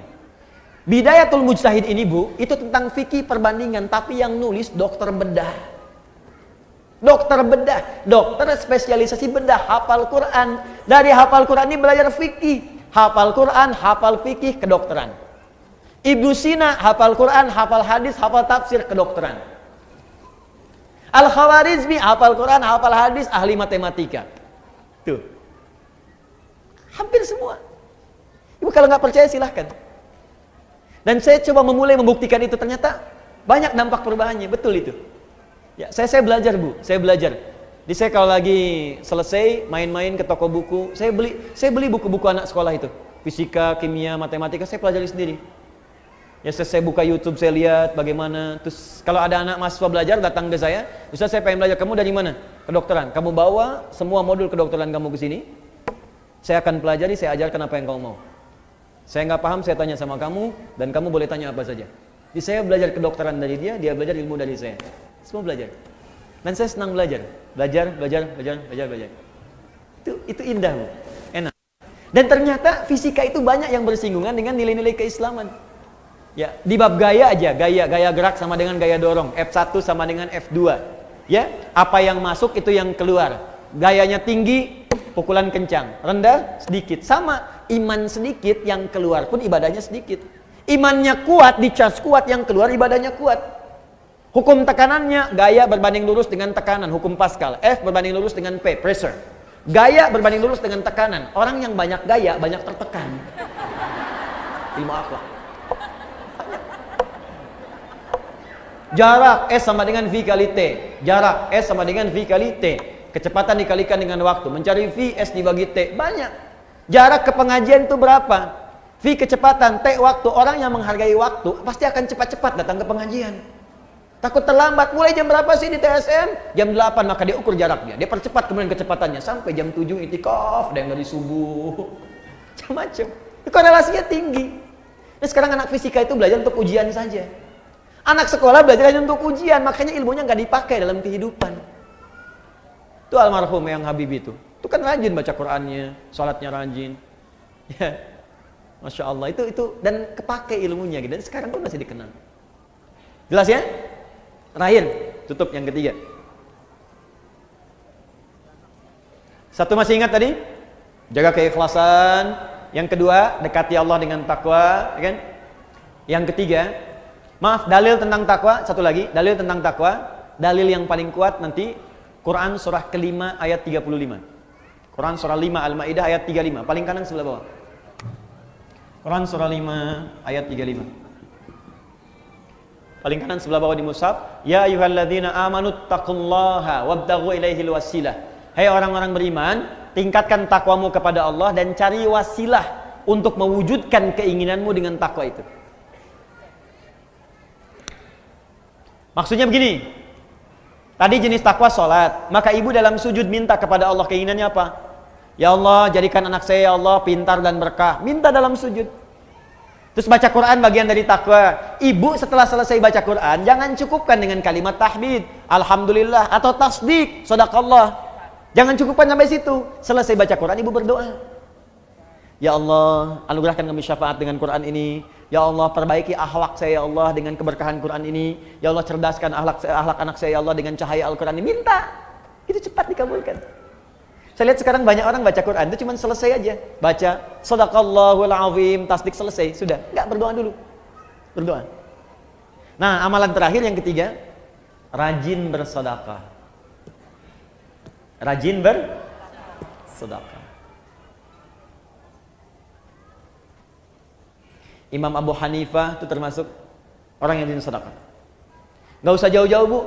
Rasulullah sallallahu alaihi wasallam, masya Allah, itu kalau sedang mengajar juga demikian, rajin sedekah. Nabi itu bisa ribuan kali umrah, tapi dalam hidupnya hanya sekitar 3-4 kali saja. Ya, bisa berkali-kali haji, tapi tidak semua setiap musim haji datang. Apa yang beliau lakukan? Ternyata diantaranya mengajar para duta-duta mahasiswa yang datang dari luar. Abu Hurairah, Salman Al-Farisi, sahabat yang lain. Tinggal siapa yang ngasuh, yang biayai? Nabi. Di mana? Di sisi Masjid Nabawi. Ada Sufah namanya. Kalau ibu dekat Raudhah, sekarang wilayah Raudhah dengan yang masjid awal itu karpetnya hijau. Jadi kalau ibu nanti umrah di bulan-bulan ini atau ke depan, nanti kalau ibu ingin ke Raudhah, itu sekarang Raudhah karpetnya hijau dan sekitarannya sama karpetnya hijau. Itu yang karpet hijau itu wilayah asli masjid pada waktu dulu. Aslinya segitu. Masjid Nabawi sekarang itu Madinah tempo dulu. Madinah itu cuma segitu luasnya. Ya, di luar itu bukan Madinah. Nah, asli masjidnya itu yang karpet hijau. Nah, di sebelah arah dekat ke arah makam Nabi, kalau makam Nabi dekat ke arah Baqi, sisi dekat situ ada yang disebut Sufah namanya.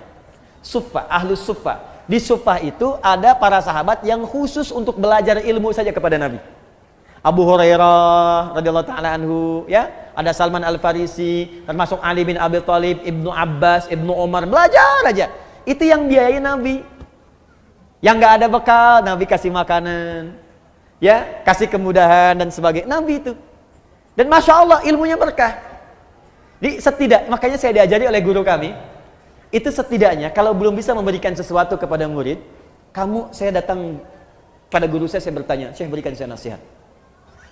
Adinda, ya bunayya anakku, siang engkau belajar, malam engkau dekati pada yang memiliki pengetahuan. Maka mintalah kepada Allah agar ilmu yang engkau ajarkan itu meresap ke dalam jiwa-jiwa setiap murid yang belajar. Yang kedua, engkau doakan mereka. Dalam setiap malam engkau mengajar. Dan itu saya praktekkan. Pagi, siang saya mengajar, malam bangun, kita bayangkan lagi ngajar di mana, kita minta sama Allah, ya Allah, sayangi setiap orang-orang yang belajar. Ya Allah, berkahi ilmunya. Ya Allah, lapangkan kehidupan mereka. Ya Allah, mudahkan mereka. Ya Allah, pertemukan kami di surga. Ya Allah, himpun dengan keluarga. Ya Allah, jauhkan mereka dari maksiat. Minta gitu. Itu dampaknya besar. Tinggi dampaknya. Ada guru-guru yang lebih hebat lagi. Imam Abu Hanifah, itu sampai sedekah ke muridnya dan sebagainya. Dan itu berkah kemudian. Nah, sekarang dibalik, Bu. Ibu juga sama. Ada murid-murid yang ketika dia kemudian belajar, itu banyak di antara mereka yang mempraktekkan sedekah. Ada Syekh Nawawi Al-Bantani, Bu. Syekh Nawawi, beliau ini setiap akan belajar itu bersedekah. Di atas namakan gurunya dengan niat tidak ingin mengetahui aib gurunya. Di Imam Nawawi kalau mau datang kepada Syekh untuk talaqi itu sedekah dulu. Begitu sedekah, beliau niatkan kepada fakir miskin, kepada orang lain. Dia niatkan, begitu diniatkan, ya Allah, saya niatkan sedekah ini, dengan niat ini saya tidak ingin mengetahui aib guru saya sedikit pun. Makanya berkah sampai sekarang. Termasuk di antara imam besar Syekh Nawawi Al-Bantani, di antara guru yang tidak pernah mengetahui aib guru-gurunya. Makanya yang didapatkan ilmu aja, ilmu. Masya Allah. Ya ibu silakan. Ya, misalnya kan ibu ada kewajiban zakat, keluarkan, kalau itu wajib. Ada infak itu ibu niatkan atas keinginan yang ibu dapatkan. Kalau pahala jelas, ibu ikhlas, pahala dapat. Tapi sertakan di situ keinginannya mau apa. Ya, misal ibu sedekah nih, saya pengen bantu untuk yang di Pekanbaru, pengen bantu untuk yang di Riau. Ya Allah, jadikan dengan sedekah ini yang di Riau, ya Allah, mendapatkan kemudahan. Dan dengan kemudahan itu jadikan keluargaku mendapatkan rahmat darimu. Jadikan kemudahan itu sebagai kemudahan ilmu bagi anak cucuku. Boleh. Itu dalilnya banyak. Jelas ya? Makanya banyak orang bersedekah oleh Nabi kemudian diluruskan. Di antaranya lurus untuk mengarahkan keinginannya. Ya Rasulullah, bolehkah aku bersedekah untuk ibuku yang telah wafat? Boleh. Dia bersedekah diniatkan untuk ibunya yang wafat. Pahalanya mengalir. Ada. Jelas ya? Baik, maka ibu sekalian, dan sedekah terbaik tidak harus dengan menggunakan materi. Sedekah itu setiap amal soleh yang bisa dikerjakan. Berdoa. Saya doakan ibu, ibu pun doakan saya. Murid doakan guru, guru doakan murid. Itu sedekah yang paling bagus. Malam-malam tanpa harus tahu, ibu nggak usah SMS saya, Ustaz, saya doakan nanti. Ya nggak usah. Aku doain aja. Ya Allah, ampuni dosa Adi Hidayat, ya Allah ampuni dosanya, ampuni dosa keluarga. Itu aja, saya nggak minta apapun. Itu aja. Nanti insya Allah keberkahan Allah turunkan, langsung Allah yang berikan. Mungkin tidak harus dari saya, mungkin dari guru-guru yang lain. Jelas? Baik, kalau sudah jelas, saya kira saya cukupkan untuk hari ini. Kita sampai jam 10 kalau saya tidak keliru. Ada 2 menit barangkali untuk menyimpulkan. Saya tanya dulu, ibu paham? Insya Allah. Jadi kalau kita mau beribadah harus pakai apa? Dalil. Contohnya dari mana? Hadis Nabi. Hikmahnya dapatkan, akhlaknya tujuan. Untuk mendapatkan akhlak itu kita mesti belajar dengan baik. 1, lakukan ikhlas karena siapa? Kedua, dekati Allah dengan apa? Takwa. Ketiga, rajin apa? Sedekah. Bisa dengan doa, bisa dengan materi, bisa dengan amal soleh dan sebagainya. Maka lakukan itu. Saya berikan 3 saja dulu untuk bisa memanfaatkan dan mudah untuk mengamalkan apa yang kita telah pelajari. Saya tanya, paham insya Allah? Siap mengamalkan? Yakin dengan Al-Quran? Siap mengamalkan Al-Quran? Baik, saya uji dulu ya. Saya uji 1 ayat aja. Quran surah ke-5 Al-Maidah. Ya, ayat 100 sampai 101. Yakin dengan ayatnya? Siap mengamalkan? Ya ayyuhalladzina amanu. Hei orang-orang yang masih beriman, yang telah beriman. Jadi ini untuk yang beriman saja. Kalau yang enggak beriman enggak berlaku. La tas'alu an asya'a in tubdalakum tasukum. Kalau uraian sudah jelas disampaikan, sepanjang kau beriman jangan banyak dipertanyakan lagi. Khawatir banyaknya pertanyaan itu menjadikan yang jelas menjadi tidak jelas nantinya. Baik, jelas uraiannya? Paham? Masih beriman? Ada pertanyaan? Oh, alhamdulillah. Baik. Kalau begitu kesimpulan telah disampaikan, uraian telah dijelaskan. Saya menyampaikan pengumuman. Yang pertama, Ibu insya Allah dalam waktu dekat ini kita juga bermohon doa. Kami telah menyeleksi se-Indonesia untuk membuat program kaderisasi ulama ke depan. Jadi saya ini nggak akan lama juga mengajar. Suatu saat mungkin saya akan berpulang, saya meninggal, dan saya berharap ada yang meneruskan kembali. Kita bekerja sama dengan beberapa kampus di dunia ini. Nah, alhamdulillah diberikan kuota beasiswa. Insya Allah di bulan depan ada siswa-siswa kami yang akan berangkat. Ya, ada yang nanti ke Al-Azhar untuk khusus pembinaan dai. Ada, kemudian ada yang ke Sudan, ada 40 orang. Ada yang khusus belajar Quran juga. Ada yang di Turki, ada yang di Madinah. Nah, kita doakan anak-anak ini mudah-mudahan saat pulang nanti mereka menjadi ulama yang baik yang bisa mengabdi kepada masyarakat untuk agamanya. Kedua, ada program yang bagus untuk ibu. Juga untuk anak-anaknya mungkin bisa didapatkan. Yang paling cepat nanti bulan depan ini akan dibuka 2 program baru. 1, PKU, Pendidikan Kadar Ulama. Itu nanti setahun akan belajar dengan saya. Saya sudah siapkan tempat tinggal khusus. Nah, bulan depan itu ada pembukaan untuk akhwat. Nanti kalau nanti ada kualifikasinya, anak-anak ibu mungkin sesuai, nanti bisa bergabung di situ. Jadi tempatnya khusus untuk perempuan saja. Materi-materinya pun yang dibutuhkan oleh perempuan, tapi untuk mengkader ulama perempuan. Nah, itu khususnya untuk ulama. Jadi bukan peserta biasa. Nanti ada khusus nanti kualifikasinya.